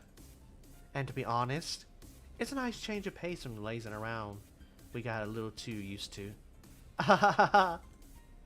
Ah, so my joining the club was responsible for ruining the atmosphere. No, not at all. Not at all. There's still time before we go home. So we'll all relax for a bit. Of course, besides chatting, we do literature-related things in the club room. So maybe you can take the chance to pick up a book or do some writing. After all, that's what the club is for. I disagree, Monika. Eh? About what? That's not the most important thing about the literature club. The most important thing is having fun. Of course. Well, I guess that's why you're the vice president, Sayori. In the end, though, Monika's right. Being the literature club, probably. I just got what? It just slipped out. It just slipped out. It just slipped out. Being in a literature club probably means I can't spend all my time doing nothing. But in the end, I guess it's been worth it so far. Okay, everyone. It's just about time for us to leave. How did you all feel about sharing poems? It was a lot of fun. Well, I'd say it was worth it. It was alright. Well, mostly. Baka, how about you? Yeah, I'd say the same. It was a neat thing to talk about with everyone. Awesome. In that case, we'll do the same thing tomorrow. And maybe you learn something from your friends too. So your poems will turn out even better. Right.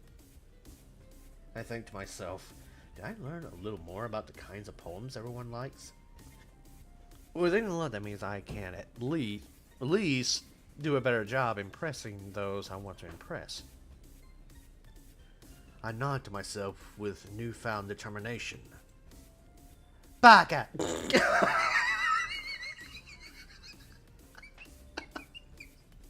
Sayori, don't just come out of nowhere and say my name like that!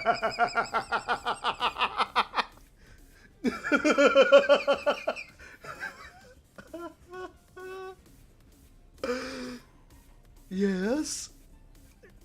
Ready to walk home? Sure. Let's go. I can't. Sayori beams at me. It truly has been a while since Sayori has.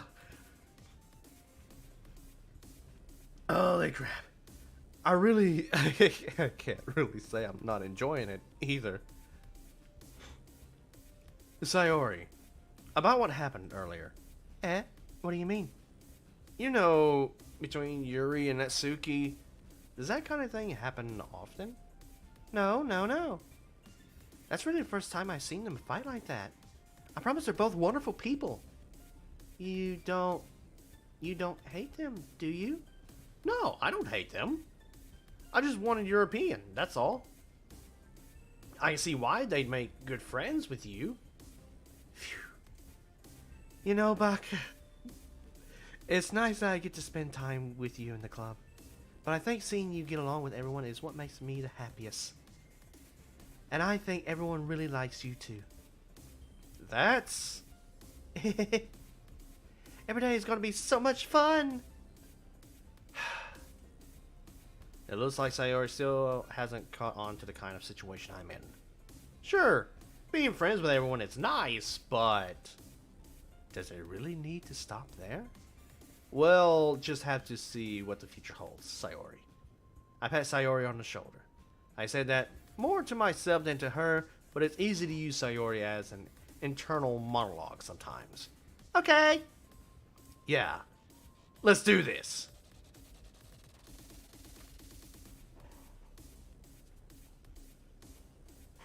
Right. Let me see here. We'll get the next one set up and go through one more day, and then we'll stop when we do the next poem thing. Okay, so candy, sweet,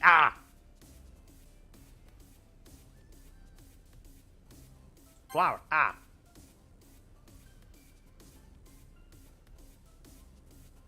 pure,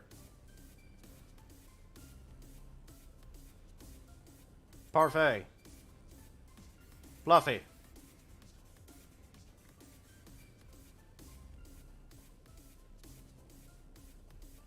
heart, lollipop, milk, marshmallow, Imagination. Frick.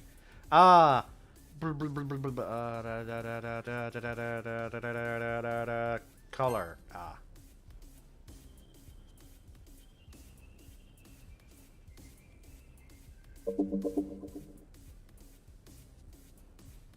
Strawberry. Rainbow. Frick. Valentine. Pink.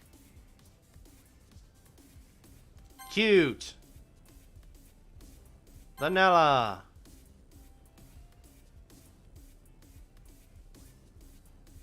Lipstick.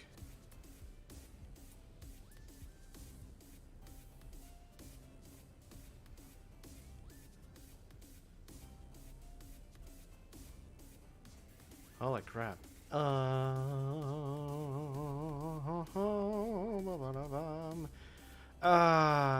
Happiness. Frick. Another day passes, and it's time for the club meeting already. I've gotten a little more comfortable here over the past couple of days. Entering the club room, the usual scene greets me. Hi, Baka. Yo, Sayori. Looks like you're in a good mood today. I'm just still not used to you being in the club, that's all. I see. That's a pretty simple blah blah blah blah. That's a pretty simple thing to get you in a good. That's a pretty simple thing to get you in a good mood. But I guess it's always the simple things with you. Anyway. Speaking of which, I'm kind of hungry. Will you come with me to buy a snack? No thanks. Eh? That's not like you at all. I have my reasons. Why don't we take a look at your purse, Sayori? Eh? Why that? All of a sudden? No reason. Really? Because you got snacks in there, Sayori. Why you want to go to a snack machine when you already have snacks in your purse? Dummy! I just wanted to look at it. Sayori nervously retrieves her coin purse. She fumbles with the latch and gets it open. Then she turns it upside down and lets its contents spill onto the desk. Only 2 small coins fall out. I knew it. I can see right through you, Sayori. That's not fair. How did you even know? It's simple. If you had money in the first place, you would have bought a snack before coming to the club room. So either you're not hungry and want an excuse to take a walk, or You plan to conveniently forget that you spent all your money so that I would lend you some. But there's one more thing. You're always hungry. And so that only leaves the one option. Wah! I give up. That made me feel guilty. If you feel guilty, that means you deserve to feel guilty. Yuri suddenly giggles. Eh? I didn't notice that she was listening in. Her face is in her book, as always. I wasn't listening or anything. I was just something in my book. Yuri! Tell Bug and let me borrow some money! That's... Don't get me involved like that, Sayori. Besides, you should only buy what you can...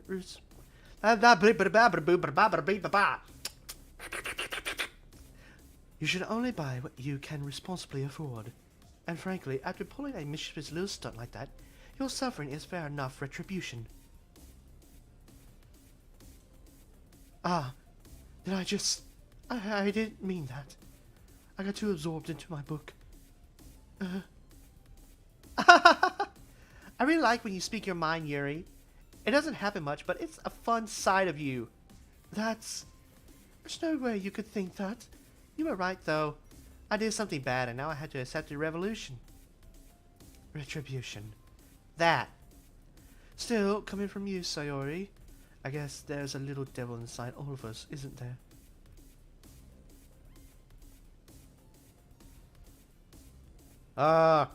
Maybe more than a little in your case. Don't let her fool you. Sayori knows exactly what she's doing. After all, she told you guys she was bringing me to the club before she even told me. But you wouldn't have come if it weren't for the cupcakes. So I had to trick Natsuki into making them. Come on, give me more credit than that, Sayori. That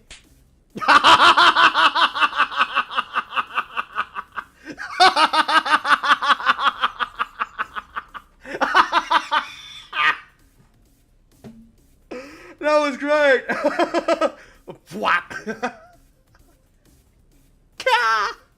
Out of nowhere, something smacks Sayori in the face and tumbles onto the desk. Ow. What was... Eh? A cookie? Sure enough, it's a giant cookie wrapped in plastic. Sayori glances around. Is this a miracle? It's because I paid my restitution. Retribution. Actually, that one almost worked. I was just gonna give it to you. But then I heard how you blab about the cupcakes. It was totally worth seeing your reaction, though. Natsuki! That's so nice of you! I'm so happy! Sayori hugs the cookie. Oh, hello!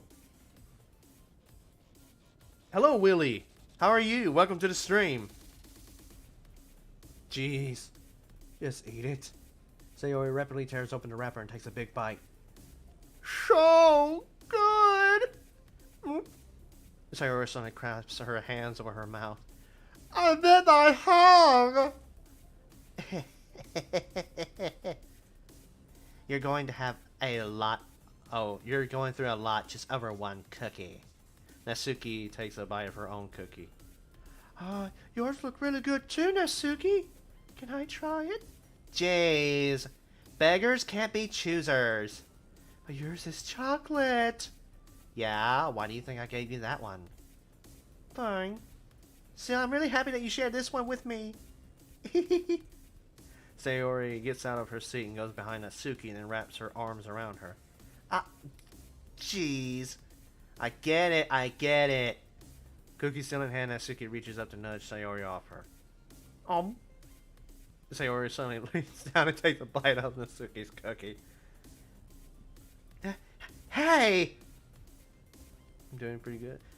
I'm good. Still suffering through allergies, so I might sound a little weird, but I can still do this. But, enjoying the stream so far? I'm trying to make this as entertaining as I can as possible, since it is a visual novel. So far, it's working. As you can tell, in the previous chats in the live chat. My mod and my one friend have been bullying me. Did you seriously just do that? Mouth full, Sayori trots away to safety. Yuri and I laugh as well. Geez, you're such a kid sometimes. Monica, can you tell Sayori... Eh? Natsuki glances around. Monica is in the club room. Ugh. Where's Monica anyway? Good question.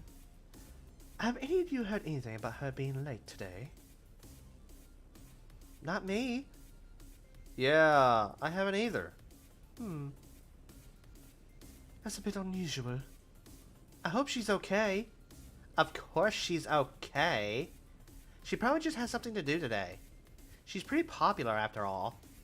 Eh? You don't think she has a... I wouldn't be surprised. She's probably more desirable than all of us combined. That's true. Excuse me? Suddenly the door swings open. Sorry, I'm super sorry. Ah, there you are. I didn't mean to be late. I hope you guys weren't worried or anything. Eh? Monica! Monica chose the club over her boyfriend after all? You're so strong-willed. But boyfriend? What on earth are you talking about? Monica quizzically glances at me. Ah. Never mind that. What held you up anyway? Ah. Well, my last period today was study hall. To be honest, I kind of just lost track of time. That makes no sense, though. Why would you have heard... You would have heard the bell. Frick, I can't read. You would have heard the bell ring at least. I must not have heard it since I was practicing piano. Piano? I wasn't aware you played music as well, Monica. Ah, I don't really. I kind of just started recently. I've always wanted to learn piano.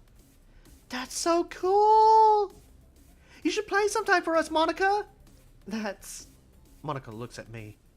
Maybe once I get a little bit better, I will. Yay! That sounds so... Oh, that's me. That sounds cool. I'd also look forward to it. Is that so? In that case, I won't let you down, Buck. Damn it. Monica smiles sweetly. Ah! I didn't mean any pressure or anything like that. Don't worry. I've been practicing a whole lot recently. And I'd really love the chance to share once I'm ready. I see.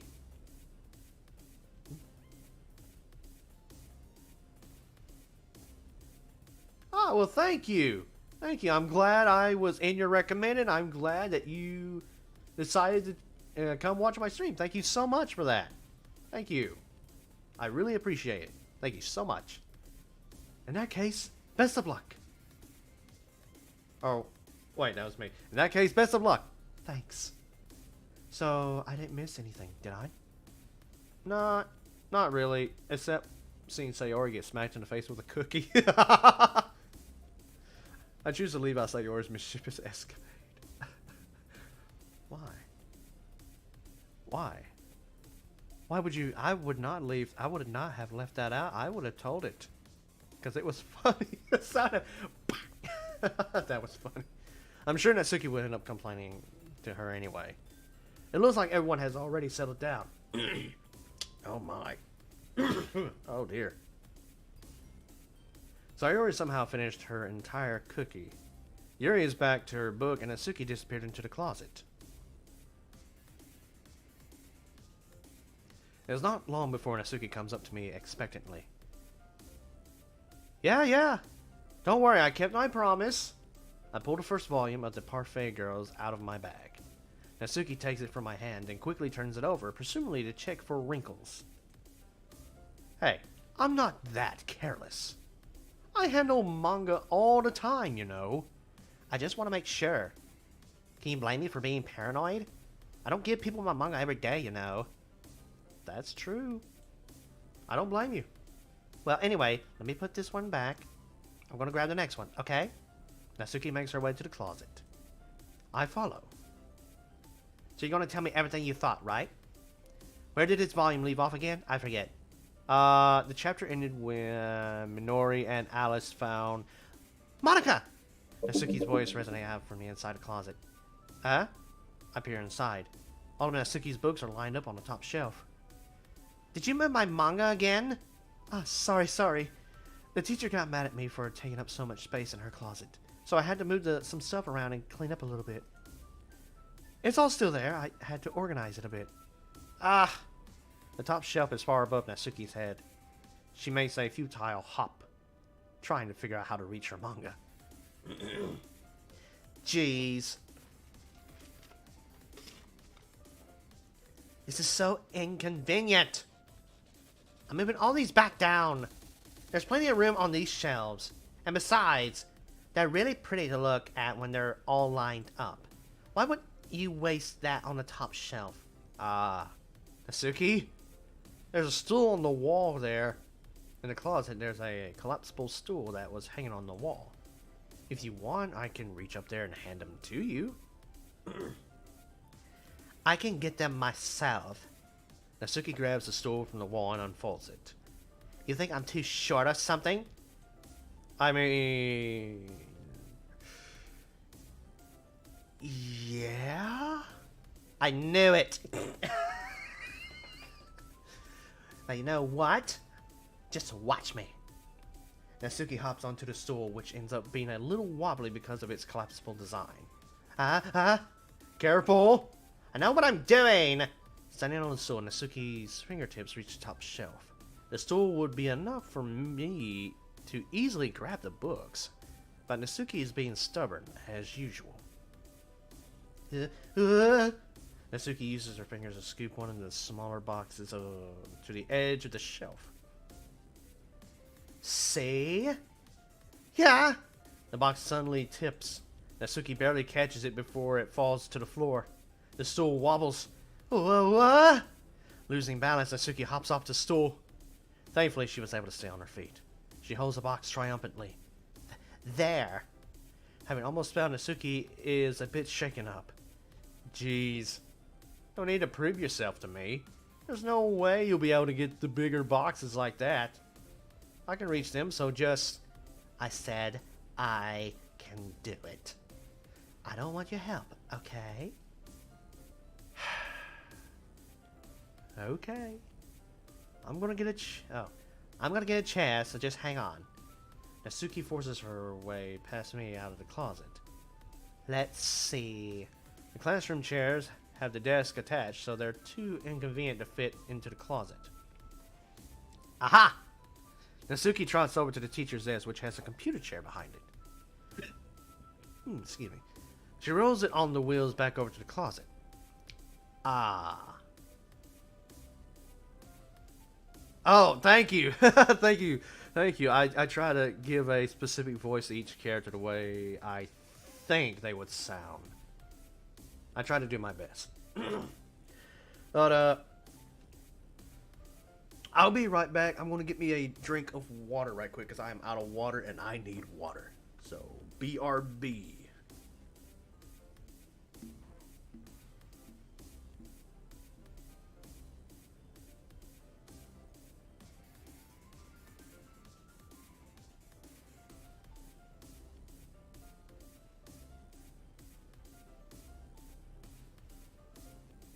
And I'm going to mute my microphone right quick.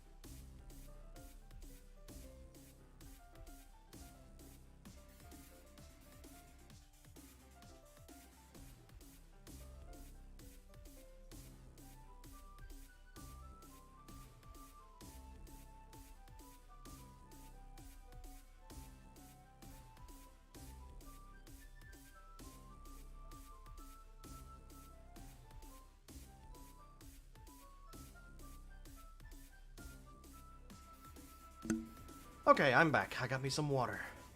And for some reason, it is very, very hot in my room. I have a window open, but it's not doing anything. And apparently my room is not able to have a ceiling fan. And there's no fans. I have no fans. So it's really hot in this room. Woo! But I'll live. I'll make it. I'll survive. I'll find a way. I will find a way. Alright. Back to this. It's a little dangerous since the chair swivels and rolls. But I've already learned my lesson, so I keep my mouth shut. Esh. Natsuki climbs onto the chair and then slowly balances onto her feet. Since she refuses my help, I take a seat with my back against the side of the door and simply watch. Aha! There we go. See, I can easily do it now. Natsuki grabs a stack of manga and bends down to put it on the shelf below. What? The chair swivels. Natsuki catches herself on the shelf. What are you doing? Can you at least hold the chair steady instead of sitting back and doing nothing? Who was it who told me not to help?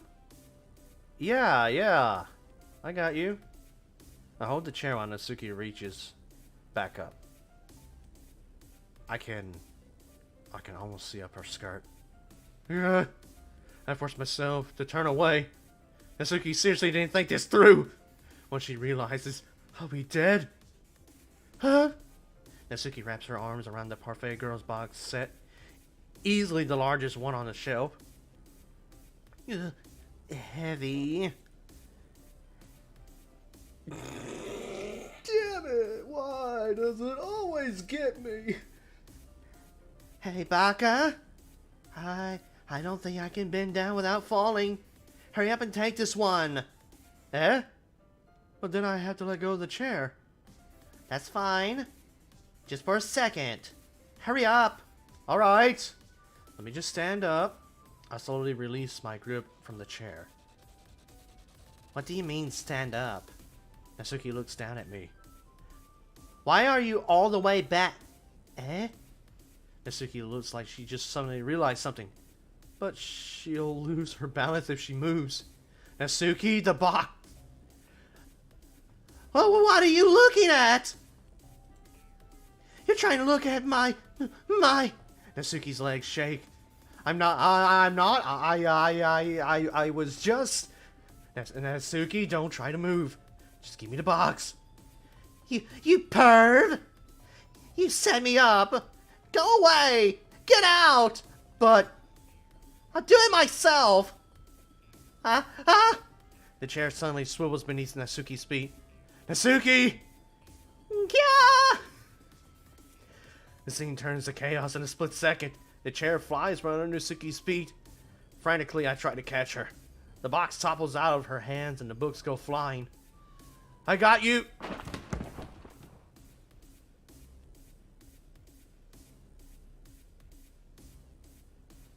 It's the base game. I don't have plus because I don't know what is the difference between the base game and plus. What's the difference with that? Which this one is free while the other one is $14.99. So I had to go with which was the best priceable option for me for right now, which is free.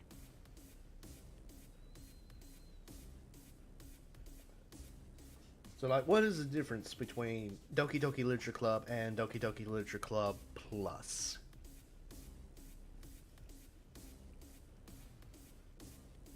That's what I don't know. What is the difference between those two?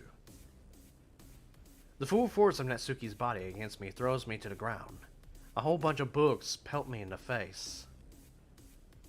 I have blacked out. I see darkness. I do not see Parfait Girls. I see darkness. Natsuki tries to shield herself with her own arms as her face lands straight on my chest. My right arm and back seriously felt the impact.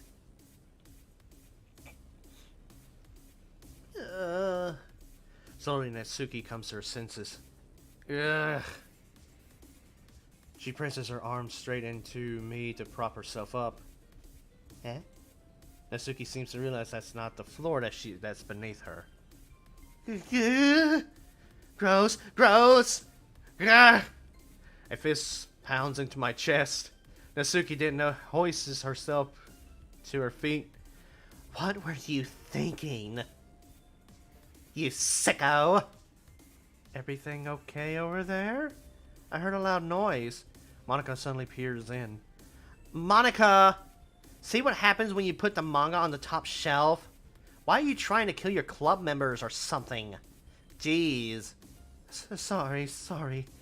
Oh, and one more thing. It seems like your most recent club member is a total pervert.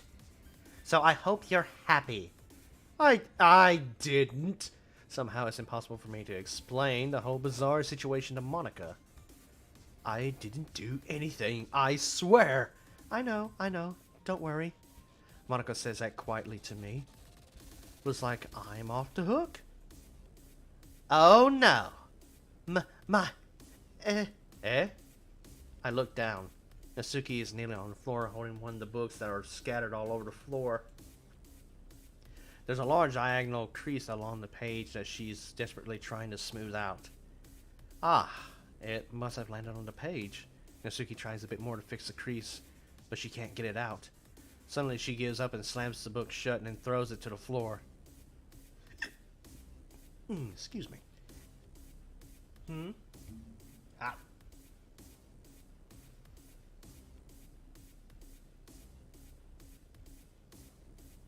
Ah. Okay, so Doki Doki Literature Club Plus pretty much gives you a little more backstory to the club members, how they've all become friends and formed the club in the first place.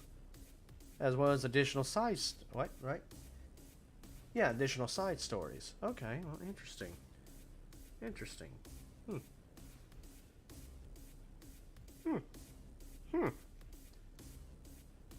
Oh. I might get it and just check it out on my own free time. Yeah, at some point I'll do that.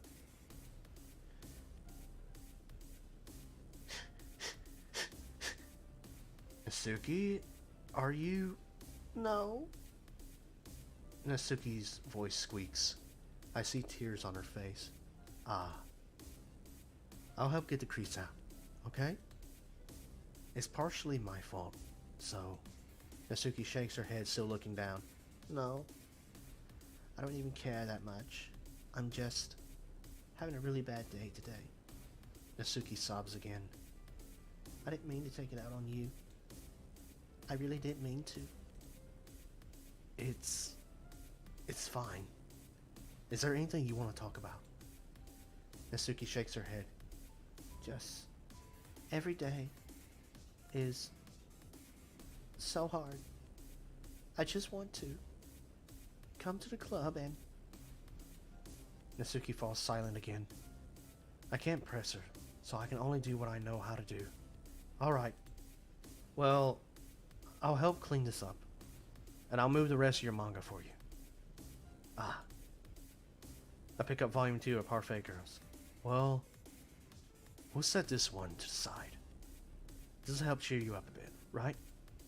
We can get started on it once I'm done here.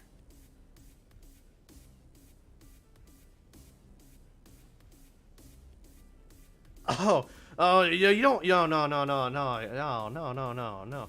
I mean, if you would like to see me stream Doki Doki Literature Club Plus, I'll stream it. We'll continue the adventures of Baka, I guess, with that one. But no, you don't have to donate. You don't have to donate to do that. No, you don't have to do that. No. Besides, I don't think I'm that far enough into YouTube to accept donations or anything like that. So no, you don't have to do that. But if you really want me to stream Doki Doki DDLC Plus, then I will get it as soon as I can, and I will stream it. Well, I guess with Doki Doki Literature Club Plus, it's kind of like Catherine and Catherine Full Body.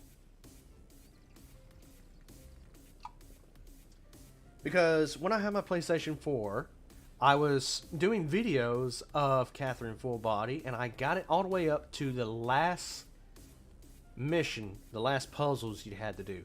But unfortunately, my PlayStation 4 blocked my recording session, and so I could not record any of that. So I went and bought Catherine to off screen play it till I got to the last bit of it.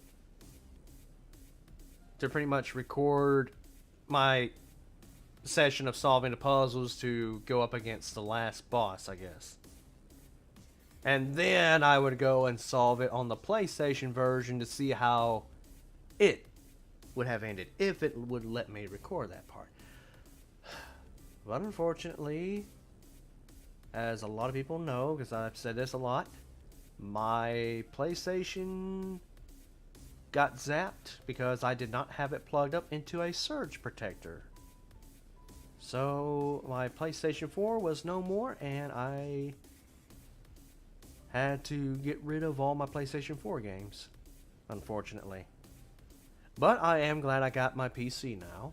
I finally got it paid off. And of course I have PlayStation Now, and a PlayStation Now library has some of the games that I have played which were saved onto the PlayStation Cloud. So there are a few of my games that I had on PlayStation that I can get back to and continue. So that's good. Because I finally got to finish Days Gone, and right now I'm also in the process of continuing streaming Ghost of Tsushima, which I will continue at some point. Right now it's February, so we're doing games like this.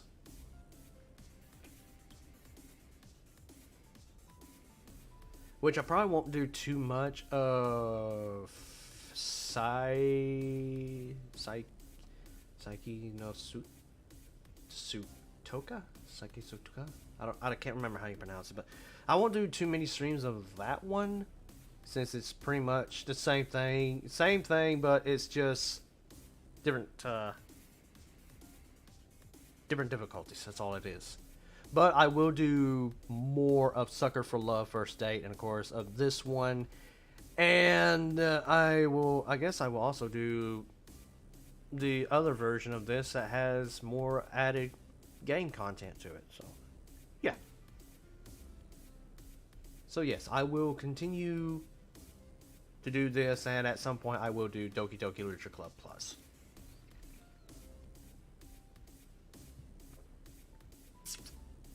I might try to do it one weekend where I can probably spend a whole day streaming. Yeah. Just not this weekend. I got plans going on this weekend.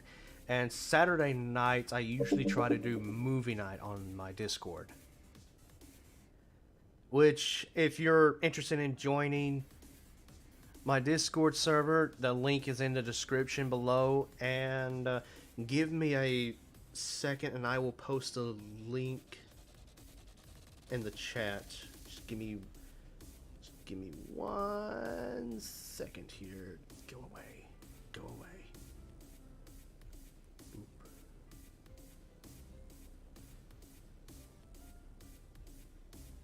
And there it is. There's the link to the community Discord.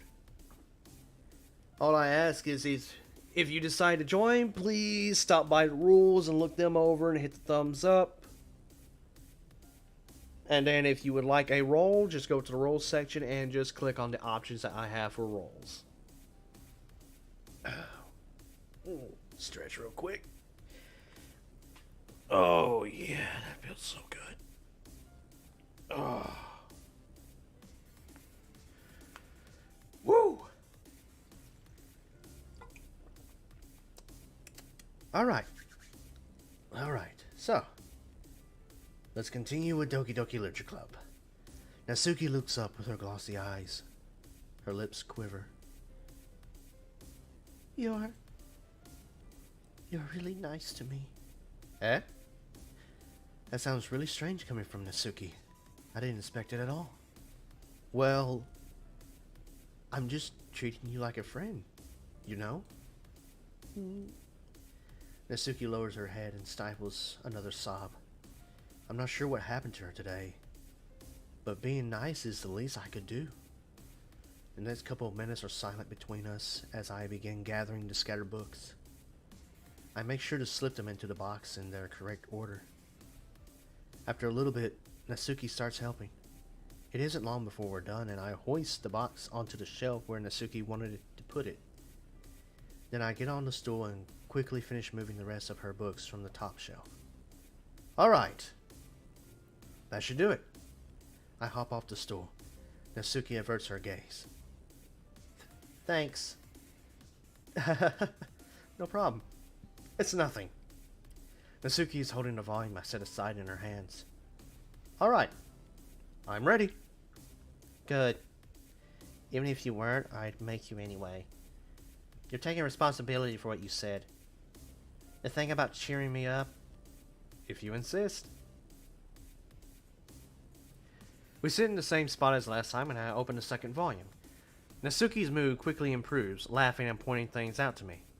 She's surprisingly sharp, making note of subtle repeated jokes and background elements. In the end, I'm pretty impressed by how everything ties together in this manga. I guess Natsuki has good taste after all. After some time, Monica gets our attention as usual, and it's time to share poems again. Guess I'll be holding on to this for now. Oh, wait, that's me. Damn it. Darn it. Damn it. Guess I'll be holding on to this for now. Yep. Even you sound more enthusiastic this time. Well, I'm starting to get into it, you know? Awesome. Awesome. After the stream, I'll be sure to check things out. Told you. Yeah. I returned to my seat and slipped the book into my bag. Who should I show my poem to first? Let's go with... yeah, we'll go Sayori. We'll work our way down from top to the bottom. Oh! I like this one, Buck! I can't! Why? I can't! It has some nice feelings in it. Ah, I'm glad. Still, though, your tone makes it sound like you liked yesterday's poem better. I guess you caught me. Sometimes you know me a little too well for my own good. Well, don't just try to be nice about it. If I'm doing a bad job, then I'd rather just hear it. No! I still like this one. I promise. You know I wouldn't lie to you, Baka. Never, ever! Yeah, I guess so. What made yesterday's poem so great compared to this one, then? Well, I'm not very good at figuring out if poems are good or bad. But that's why I just go by my heart. If it makes me feel things, then it must be a good poem. I'm not sure that's exactly how it works. Then again, I guess conveying feelings is a pretty important part of this whole thing. Yeah, maybe. Honestly, I don't even know what kind of writing you like in the first place. Yeah? Me neither! Ugh. Why don't you at least try giving it some thought? Aw, you want to write something for me? That's so sweet! Yeah, right. But you're always thinking about other people. You need to think about yourself once in a while. If you don't, you might just end up getting hurt at some point. Eh? Well, I don't really know what you mean, but I'll try to keep it in mind. Well, whatever. Anyway, let's see. I guess I like happy poems. Wait, sometimes I like sad poems too. Sometimes a little bit of both. There's a word for that, right? What's the word I'm looking for? Bittersweet! Yeah! I like things that are happy and things that are sad. Happy and sad. I can't see you liking something sad, Sayori. Well, I like happy the most. But sometimes when you have a little rainy cloud in your head, a sad poem can help give the rainy cloud a little hug and make a nice happy rainbow. Sayori, that's unexpectedly poetic. Eh? It is? Maybe I'm getting better at expressing my feelings after all. Thanks, Baka. I should go write that down then. You can read my poem now, okay? Let's see. Bottles. I pop off my scalp like the lid off a cookie jar. What? I pop off my scalp like the lid of a cookie jar? Sayori, what is that? What does that mean? It's the secret place where I keep all my dreams. Little balls of sunshine all rubbing together like a bundle of kittens. I reach inside with my thumb and forefinger and pluck one out. It's warm and tingly. But there's no time to waste. I put it in a bottle to keep it safe. And I put the bottle on the shelf with all my other bottles. Happy thoughts, happy thoughts, happy thoughts in a bottle, all in a row. My collection makes me lots of friends. Each bottle is straight. Each bottle a starlight to make amends. Sometimes my friend feels a certain way. Now comes a bottle to save the day. Night after night, more dreams. Friend after friend, more bottles. Deeper and deeper my fingers go, like exploring a dark cave, discovering the secret hiding in the nooks and crannies. Digging and digging, scraping and scraping. I blow dust off my bottle caps. It doesn't feel like time elapsed. My empty shelf could use some more. My friends look through my locked front door. Finally all done, I open up and in come my friends. And they come... Okay, that's right. And they come in such a hurry. Do they want my bottles that much? I frantically pull them off the shelf, one after the other, holding them out to each and every friend, each and every bottle. But every time I let one go, it shatters against the tile between my feet. Happy thoughts, happy thoughts, happy thoughts in a shard. Happy thoughts in shards, all over the floor. They were supposed to be for my friends who aren't smiling. They're all shouting, pleading, something. But all I hear is echo, echo, echo, echo inside my head. Huh. Interesting. This one, I believe, touches on the subject of mentality. That's what I'm getting out of it. To me, this one strikes me as a person who seeks to make their life happy by making others happy. But when that fails, it hurts them more than what it does the other people. Which is not good. If you're trying to make other people happy so you can be happy, it's not good. You should always try to focus on doing things that make yourself happy. You don't have to do things that make others happy. Because, I mean, your happiness is what's important. If you can't do things that make you happy because you're doing stuff that's supposed to make other people happy, it's not what you should do. Always try to do things that make you happy. And if the things that make you happy makes other happy, that's a plus. If it don't worry. Don't ever worry about what other people think. Always do what makes you happy.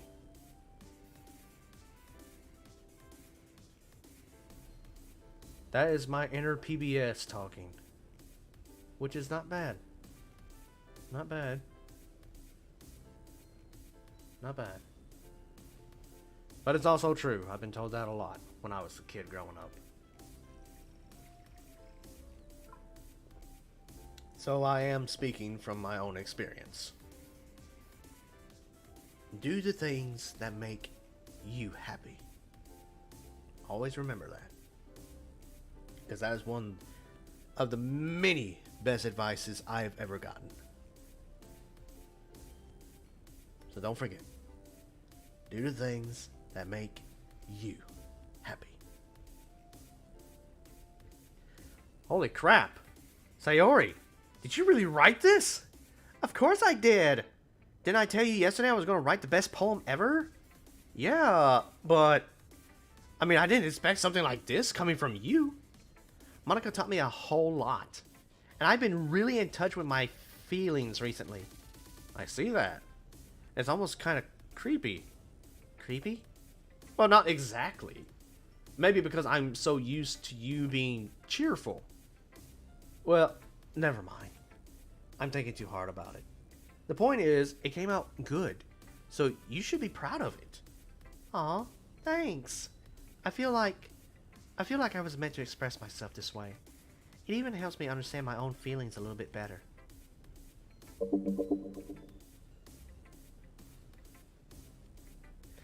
Kind of music is Måneskin. Måneskin is an Italian rock band. They're really good. I really like the band.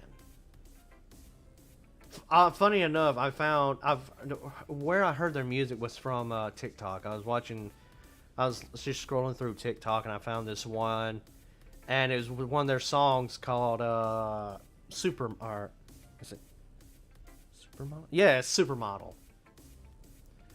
So I looked up the song and listened to it, and I liked it. Which I guess that comes from how I grew up. Let's see, just an example, just to show what kind of music I grew up with. I grew up with whatever my parents listened to as they were kids growing up. So that was pretty much, of course, as you can tell by my accent, I am a country boy. So yes, country music is one of the songs I did listen to as a kid growing up. By the way, I am a Toby Keith fan. Not only country music, but there was also, classic rock. Stuff from the 50s, 60s, 70s, so on and so forth. That's pretty much from my dad. My dad liked my dad likes country music and, the classic 1950s rock music, because he grew up during the 50s and that. But my mom, however, grew up through the 60s. So, again, with her, it's rock music. She don't listen to a lot of country music. There's a little bit of country music that she likes, but she don't listen to a lot of it. But for her musical taste is straight up rock, with her favorite being hard rock. Stuff like Black Sabbath, AC/DC, bands like that. So I guess because that's the kind of music I grew up with, it's like bands like Måneskin, love their music, enjoy it. So if you like rock music of any kind of genre, that any of the subgenres that came out from rock, Måneskin I would highly recommend. Highly recommend. Writing is like magic. You've gotten pretty passionate about this, huh? I hope you keep it up. Yeah, writing's the best. I'm gonna keep writing until I die. Don't get ahead of yourself. Sayori's always had a habit of getting obsessed with something before dropping it no more than a week later. I wonder if this is one of those times. But seeing the passion in her eyes makes it hard for me to be pessimistic. Alright. Natsuki. Natsuki reads my poem. She keeps glancing at me, then back at the poem. By now, she must have read it more than once.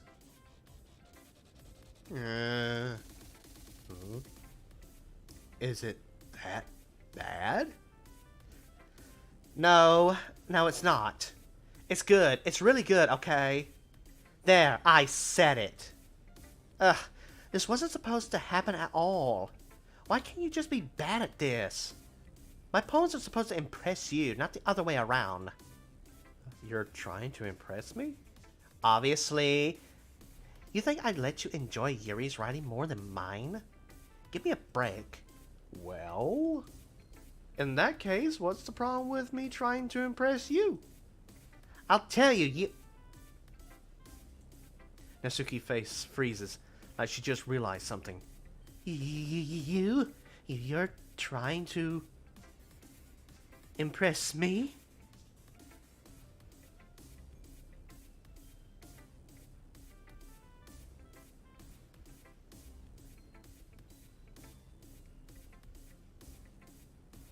Yeah, country music isn't for everyone. I understand that.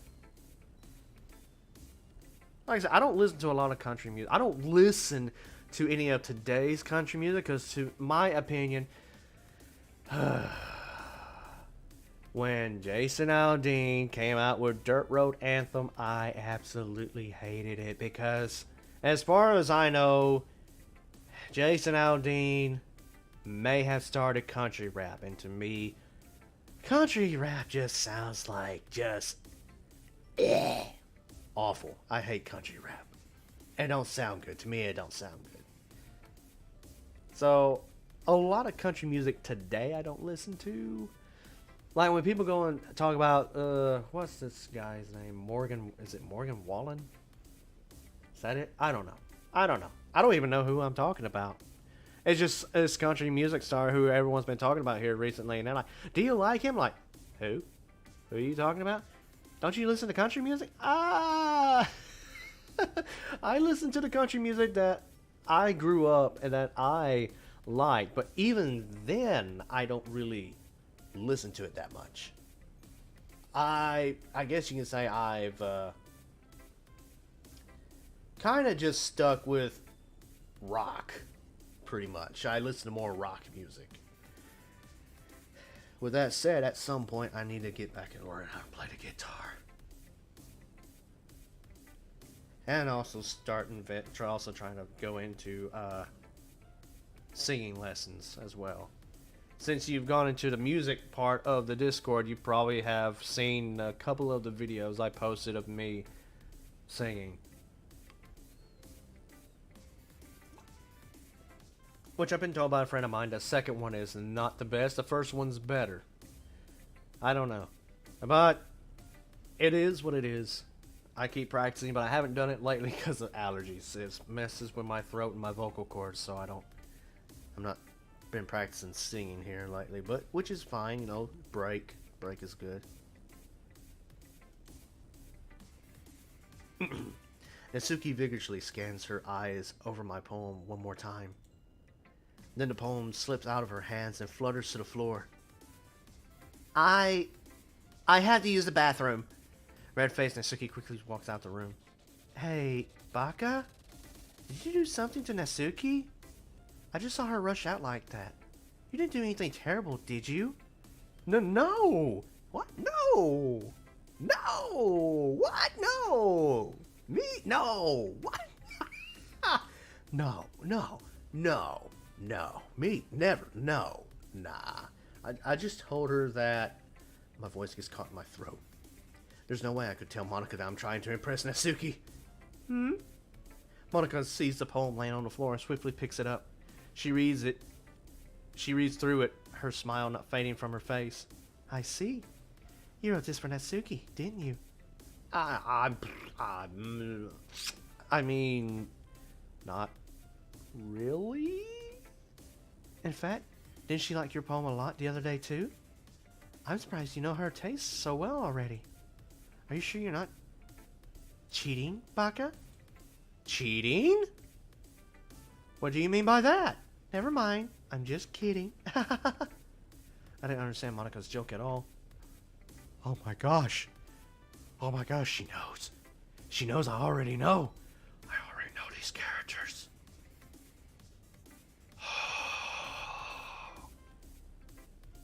She's freaking me out.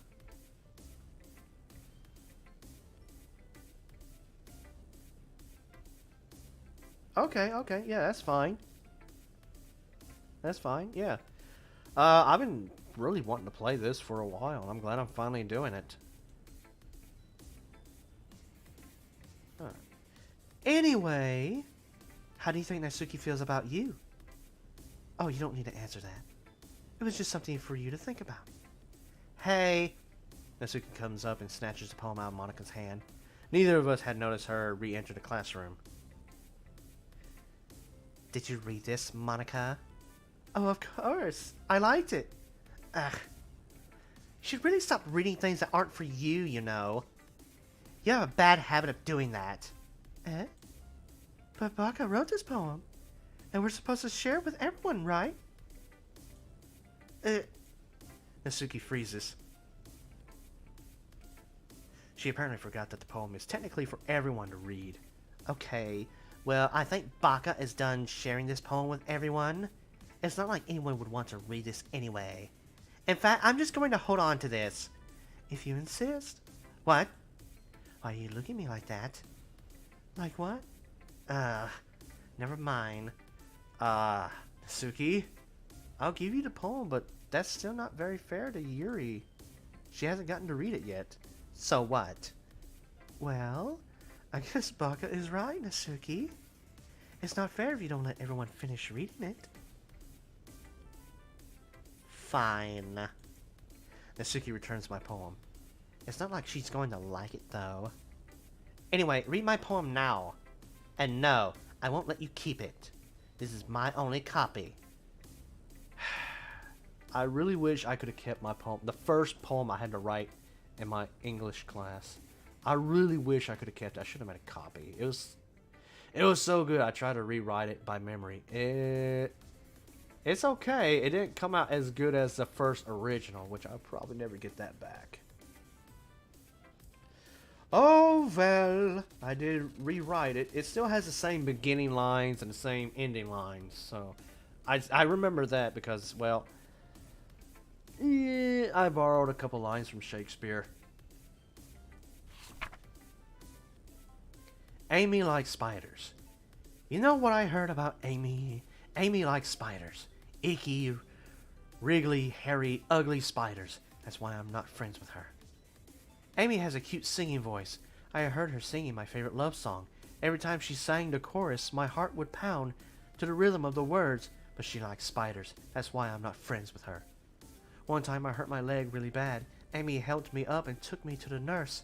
I tried not to let her touch me. She likes spiders, so her hands are probably gross. That's why I'm not friends with her. Amy has a lot of friends. I always see her talking to people. She probably talks about spiders. What if her friends start to like spiders too? That's why I'm not friends with her. It doesn't matter if she has other hobbies. It doesn't matter if she keeps it private. It doesn't matter if it doesn't hurt anyone. It's gross. She's gross. The world is better off without spider lovers. And I'm going to tell everyone. Well. Not bad, right? It's quite a bit longer than yesterday's. Yesterday's was way too short. I was just warming up. I hope you didn't think that it was the best I could do. No, of course not. Anyway, the message is pretty straightforward in this poem.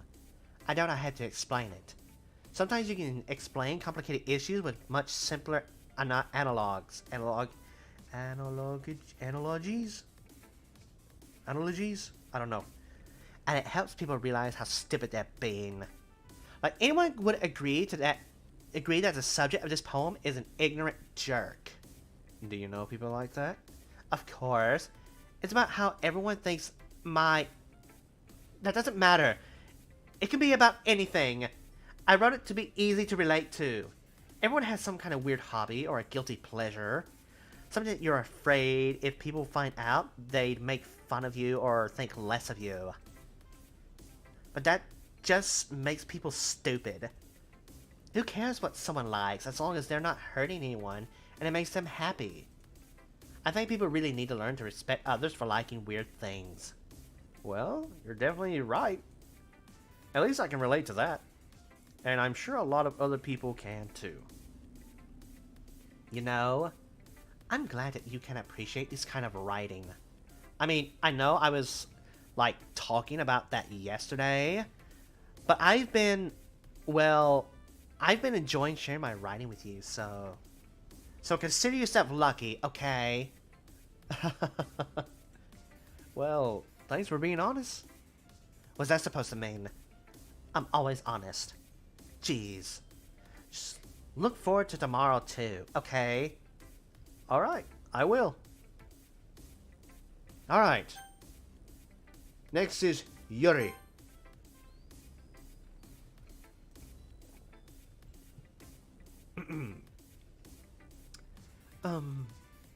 Are you still mad at me?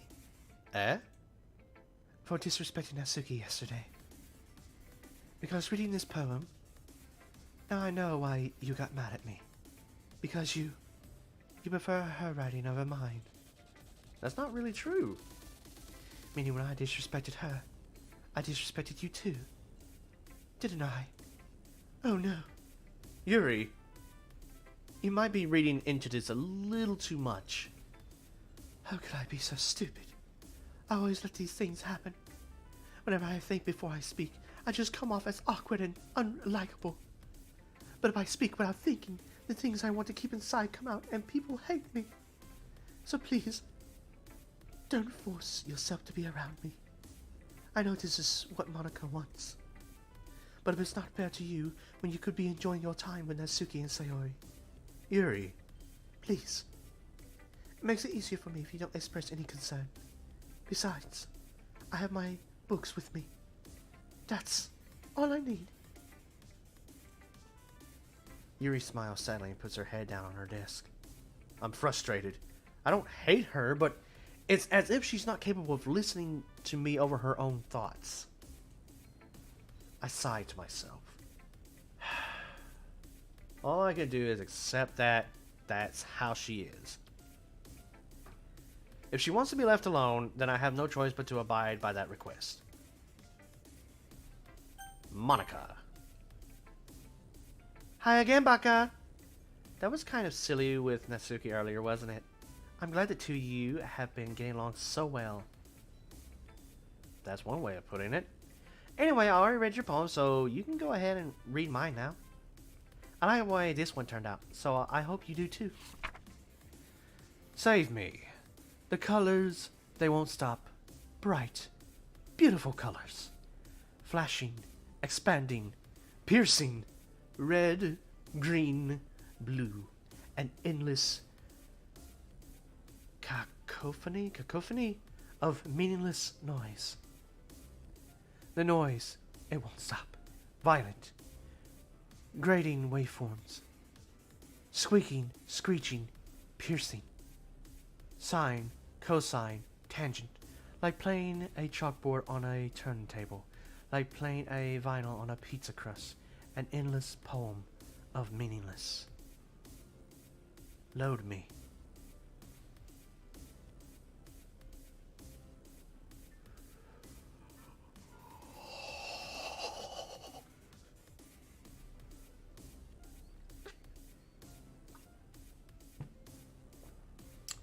Okay.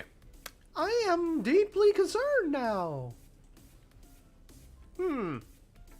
It's even more abstract than your last one, huh? I guess it's just the way I write. I'm sorry if you don't like it. No, I never said that. It's just a kind of thing I've never really seen before, I guess. I kind of like playing with my space on the paper. Choosing where and how to space your words can totally change the mood of the poem. It's almost like magic. The way I wrote the lines really short makes it feel like they're trying to speak over the noise. I see. It's still hard for me to tell what it's about, though. Sometimes asking what a poem is about isn't the right question. A poem can be abstract as a physical expression of a feeling, or a conversation with the reader. So putting it that way, not every poem is about something. Anyway, here's Monica's writing tip of the day. Sometimes you'll find yourself facing a difficult decision. When that happens, don't forget to save your game.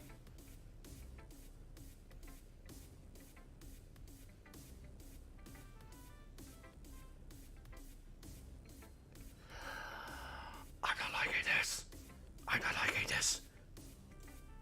You never know when you might change your mind, or when something unexpected may happen. Wait, is this tip even about writing? What am I even talking about? That's my advice for today. Thanks for listening. Yeah, sure. Thank you. Thank you for the advice. I appreciate it. Okay, everyone. We're all done reading each other's poems, right? I have something extra planned today, so everyone could come and sit at the front of the room. Is this about the festival? Well, sort of. Ugh, do we really have to do something for the festival? It's not like we can put together anything good in just a few days. We'll just end up embarrassing ourselves instead of getting any new members. That's a concern of mine as well. I don't really do well with last-minute preparations. Don't worry so much. We're going to keep it simple, okay? We won't need much more than a few decorations. Sayori has been working on posters, and I've designed some pamphlets we can give out during the event. Okay, that's great and all, but that doesn't tell us what we're actually going to be doing for the event. Sorry. I thought you heard about it already. We're going to be performing Performing? Monica? Yeah, we're going to be having a poetry performance. Each of us are going to choose a poem to recite during the event. But the cool part is, we're also going to let anyone else come up and recite poems too. Sayori's putting it all on the posters in case anyone wants to prepare ahead of time. Sayori, who's been coloring a poster, holds it up for us to see. Are you kidding me, Monica? You didn't really already start putting those posters up, did you? Well, I did. Do you really think it's that bad of an idea? Well, no. It's not a bad idea, but I didn't sign up for this, you know. There is no way I'm going to be performing in front of a group of people like that. I agree with Natsuki. I could never in my life do something like that. Imagining it, Yuri shakes her head in fear. Guys? No, Sayori. I understand where they're coming from. Remember that Natsuki and Yuri have never shared their poems with anyone until just a couple of days ago. It's a lot to ask for them to recite their poems out loud to a whole room full of people. I guess I kind of overlooked that. So, I'm sorry. But, I still think we should give it our best. We're the only ones responsible for the fate of this club. If we start the event and each put on a good performance, then it will inspire others to do the same. And then the more people who perform, the better. We'll be able to show everyone what literature is all about. Yeah! It's about expressing your feelings, being intimate with yourself, finding new horizons, having fun. That's right. And it's those reasons that we're all in this club today. Don't you want to share that with others? To inspire them to find the same feelings that brought you here in the first place? I know you do. I know we all do. And if all it takes is standing in front of the room for 2 minutes and reciting a poem, then I know you can do it. Natsuki and Yuri remain silent. Sayori looks worried. I guess that leaves me no choice. I agree. I don't think it's too much to ask. I think that Sayori and Monica have been trying really hard to get new members. The least we can do is help them out a little bit. Well, maybe, but it looks like Natsuki doesn't have any arguments left. Okay, fine. I guess I'll just have to get over it. I guess I'll just have to get it over with. Alright! Thanks, Natsuki. What about you, Yuri? Yuri digitally glanced around the room at everyone else's expectant faces. I guess I don't really have a choice. That's everyone! You're the best, Yuri! This club is seriously going to be the death of me. Oh gosh. You'll be fine, Yuri. But anyway, let's move on to the main event. I want each of you to choose a poem of yours. We're going to practice reciting them in front of each other. No way. Monica, this is too sudden. Well, if you can't recite your poem in front of the club, how do you expect to do it in front of strangers? Oh no. Don't worry. I'll start off to help everyone feel a little more comfortable. Can I go next? Of course. Now, let's see. Monica flips through her notebook to the specific poem she has in mind for herself. She then stands behind the podium. The title of the poem is The Way They Fly. Monica begins reciting her poem. Her clear, confident voice fills the room. More than that, her inflection is pristine.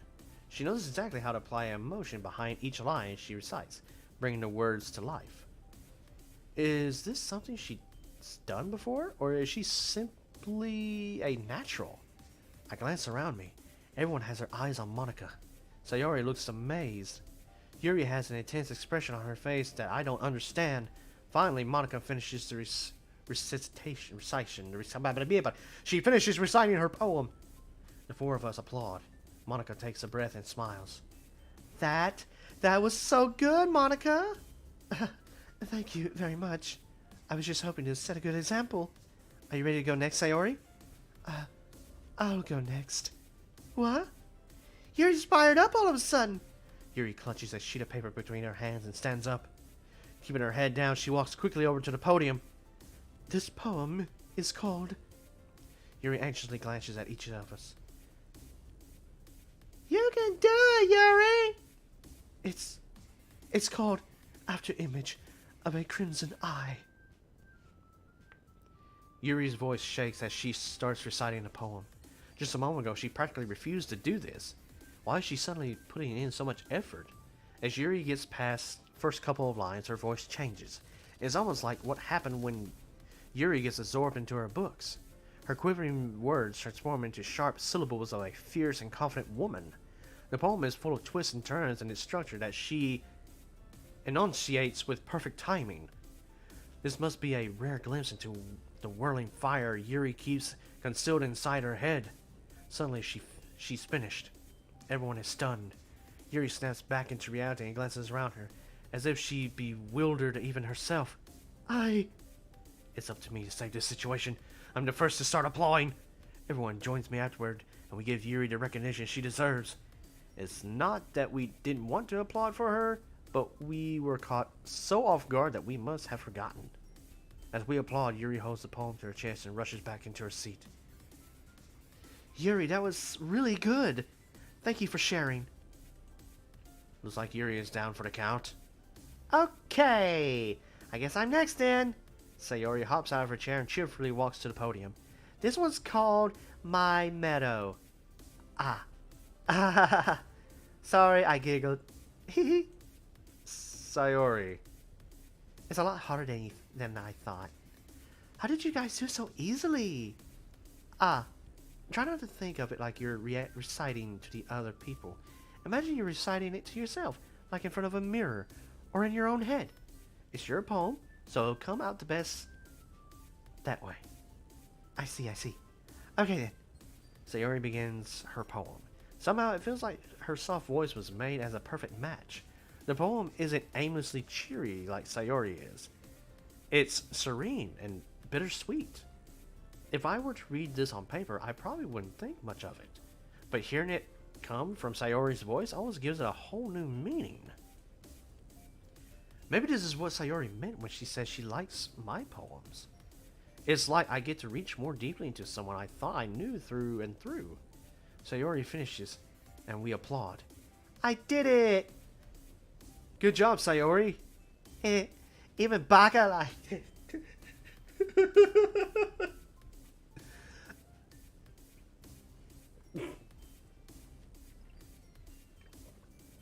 I guess that's a good sign. What does that even mean? It came out nicely, Sayori. The atmosphere of the poem fits you really nice. But it might be the other poems wouldn't work quite as well with that kind of delivery. Eh? I don't really understand. In other words, I've seen poems of yours where that sort of gentle delivery wouldn't work as well.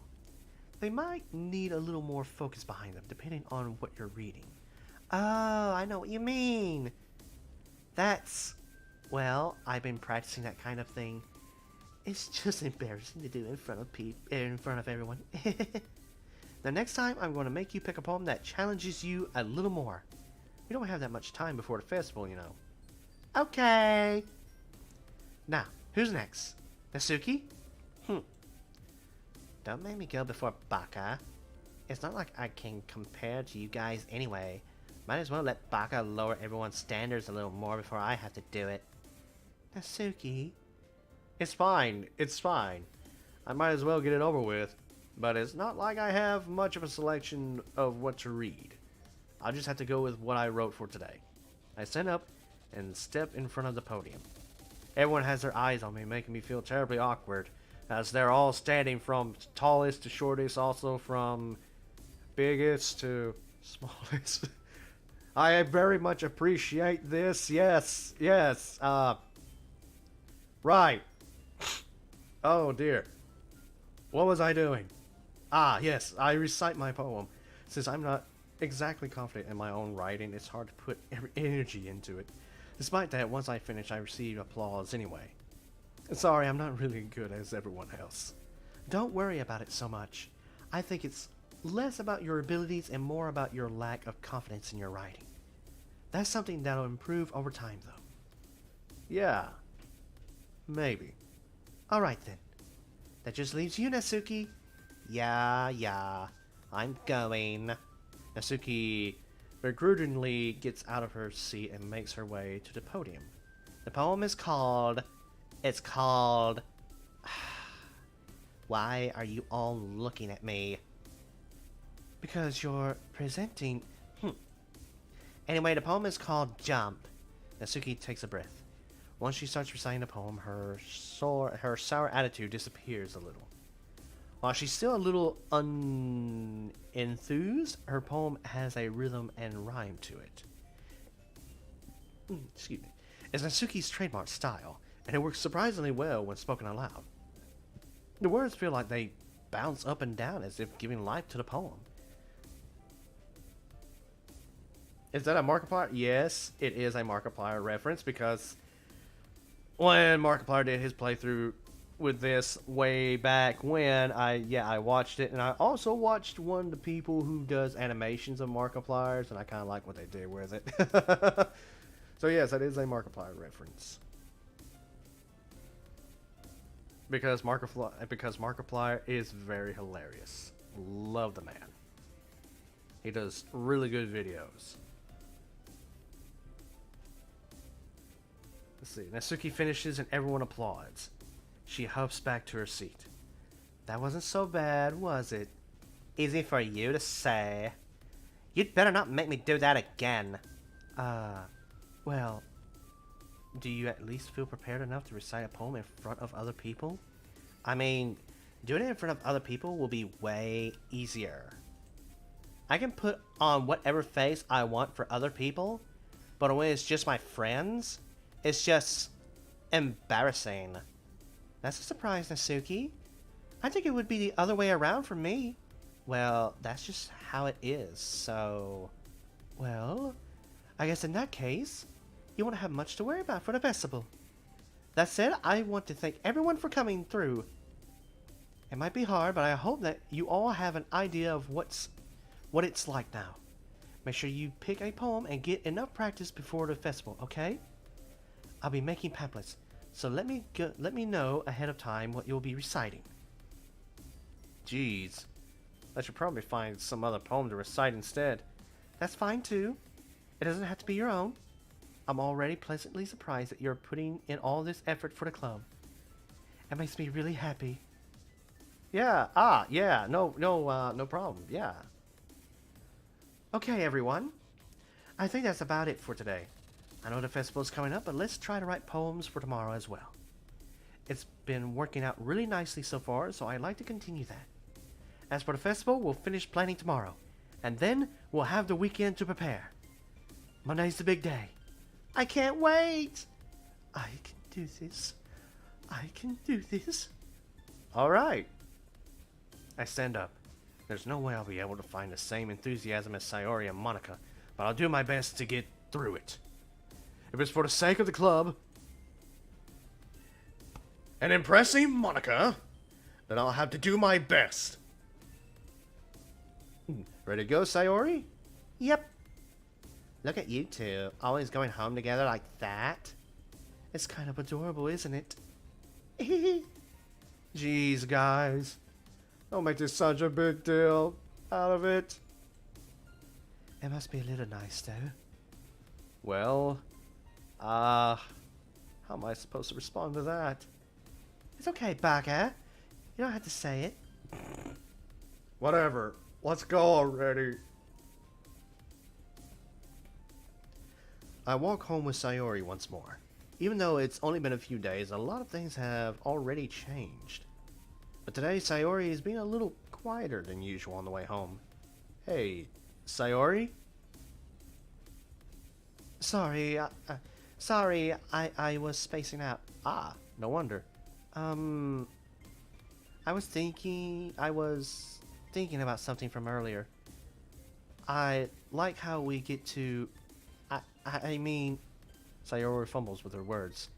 So, let's just say that one day Natsuki asked to walk home with you.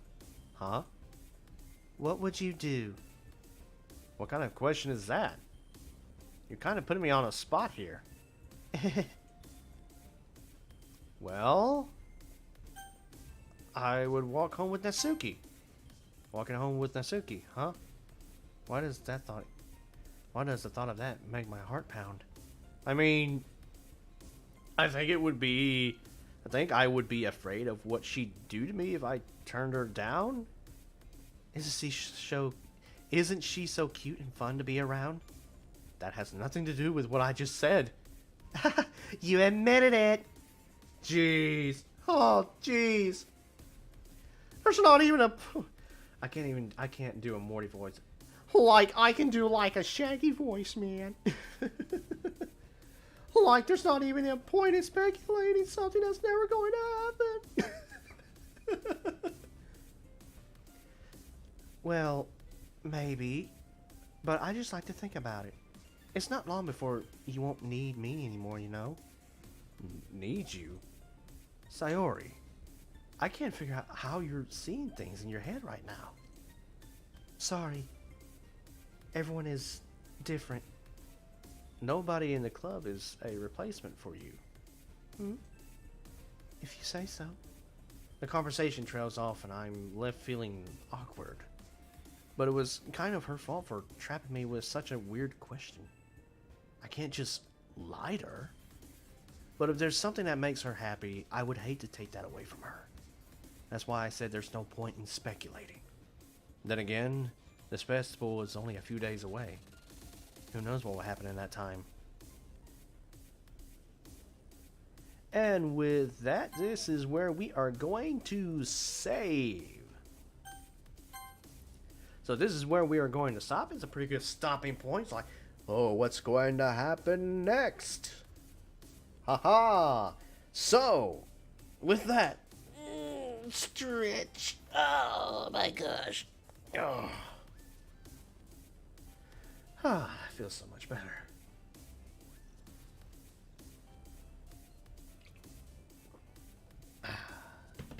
So thank you all so much for watching. I hope you have enjoyed this. Like I said, I try to make this as entertaining as possible. So I hope everyone enjoyed the voices I did for each of the 3 out of the 4 characters are seen right here at the moment. But thank you all so much for watching. Remember to like and subscribe.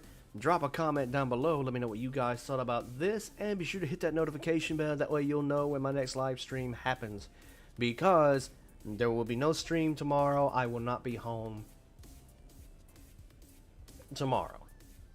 Because pretty much tomorrow after work, I'm going to my parents' house to spend the night. And then me and my dad are going to go to my niece's house to celebrate my great nephew's birthday. Well, his birthday's sometime next week, but it's in the middle of the week, so he'll be at school and all of us, well, most of us will be at work, but we're celebrating his birthday this weekend. Oh, thank you so much. I'm glad you liked it. Thank you. Thank you. Thank you so much. I really appreciate that. Thank you so much, Willie. Thank you. I'm glad you enjoyed it, and I am glad you found me too.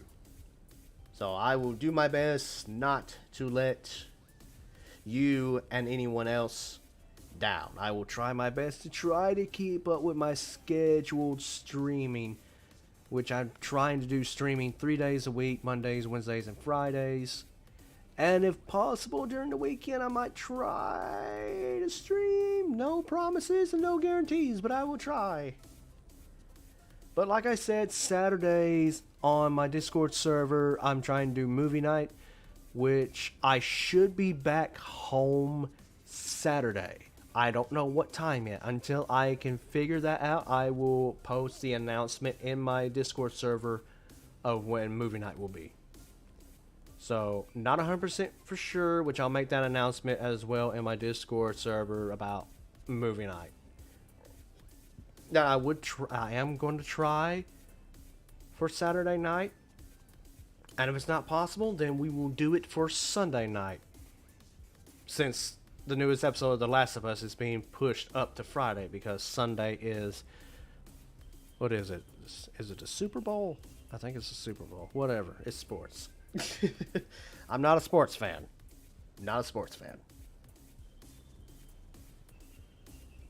Which, you know, it's kind of funny. I'm a Southerner. And yes, Southerners love football. I don't. I don't. Now, in high school, I will say, in high school, I was a assistant manager because my friend was a senior at the time and I was junior. So, because he was senior, he got the title of head football manager, and because I was below him as a junior, I got assistant football manager. But then when he graduated, then I got bumped up to head football manager. And then also, my junior and senior year, I was also the manager of the girls' softball team. So yeah, I was manager of the football team and manager of the girls' softball team.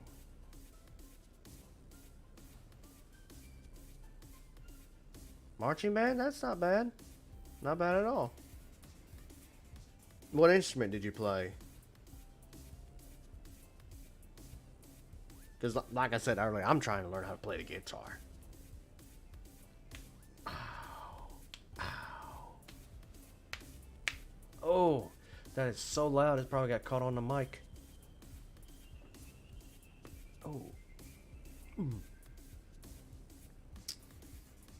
But yeah, just fun fact. As a Southerner, I do not care for football. And I don't care for sports at all. Ah, the clarinet. Nice. Nice. Very nice. Clarinet. Beautiful instrument. And a little piano. Ooh, nice. My mom did have an electric keyboard, and she played a little bit. She was learning piano. She taught me a little bit of the piano. Like, as far as playing the piano goes, I had to find my right, of course, I had to find the right keys, because I don't remember my keys too well. I just had to, like, play one to find the right one to start with. But the only things I can play on piano are Ode to Joy and Twinkle Twinkle Little Star. That's about all I can play on piano. It's 2 songs, Ode to Joy and Twinkle Twinkle Little Star. That's about it. That's all I know how to play on the piano. Other than that, if it's electric, I just play around with noises. Which pretty much describes me perfectly. Noises. You know, just random noise. Oh. I'm a nut. But anyways, the Discord server, there's a link to it in the description below. And of course, there's a link in the live chat in there somewhere. If anyone goes back and looks at live chat whenever they watch this. If not, that's okay. There's a link down in the description below. And it's also a link in on my main page. As also in about, and also provided links in the about as well. So there's plenty of links to go to. Let's see. I may try to record more Dragon Age 2 content. I have been neglecting that, and I promised someone a long time ago that I would go and play through the entire Dragon Age series. Since the only thing I ever played of Dragon Age is Dragon Age Inquisition, which I really loved playing that one. Enjoyed it. I've enjoyed playing Dragon Age Origins, and I've been enjoying Dragon Age 2. So I'm going to try to record at least 2 videos this weekend. That way I can upload content on days I'm not streaming. So Tuesdays and Thursdays, there might be new videos of Dragon Age 2 to watch. I will most certainly try my best to do so. But that would probably have to be Sunday. So Sunday I will try to record more Dragon Age 2 content. I will try. I will most certainly try. If I don't, I will be streaming Monday, Wednesday, Friday. Unless something were to happen, like I get held up at work or something. But other than that, look forward to more live streams on Mondays, Wednesdays, and Fridays, pretty much the same time, 7:30 p.m. Central Standard Time. And maybe possibly new videos, which I usually try to upload my videos at 3 p.m. Central Standard Time. So, Tuesdays and Thursdays, yeah, if you have the notification bell smacked, hit, ding dong, everything, you'll know when my next videos upload and when I'm streaming next. And also, for those of you who can hear the BGM whenever this music's not playing, was created by my mod, Blasted the Wubsep Neko. He is also a VTuber streamer over on Twitch. He does have a YouTube channel where he has uploaded a few videos. So check out his YouTube channel. Check him out over on Twitch. Really awesome guy, really awesome Neko. Like I said, he made this BGM that you hear. And if you check out any of my videos or live streams I did during the month of October, you'll also get to hear the BGM he designed, made, I don't know what word I'm looking for here, but a BGM that he made for me specifically for that month of October. Which is really good. It was really, really good. Like, this one that he made for me is good. But that one, blew this one out of the water. I do like that one a lot. I guess if I play something that's like intensely scary or something that's intensely actiony, I guess I could start using that one. That way it's just not sitting there waiting for October every year. Yeah. We'll do that. Yeah. Yes, that sounds very perfect. Yes, I'll do that. It's perfect. Absolutely perfect.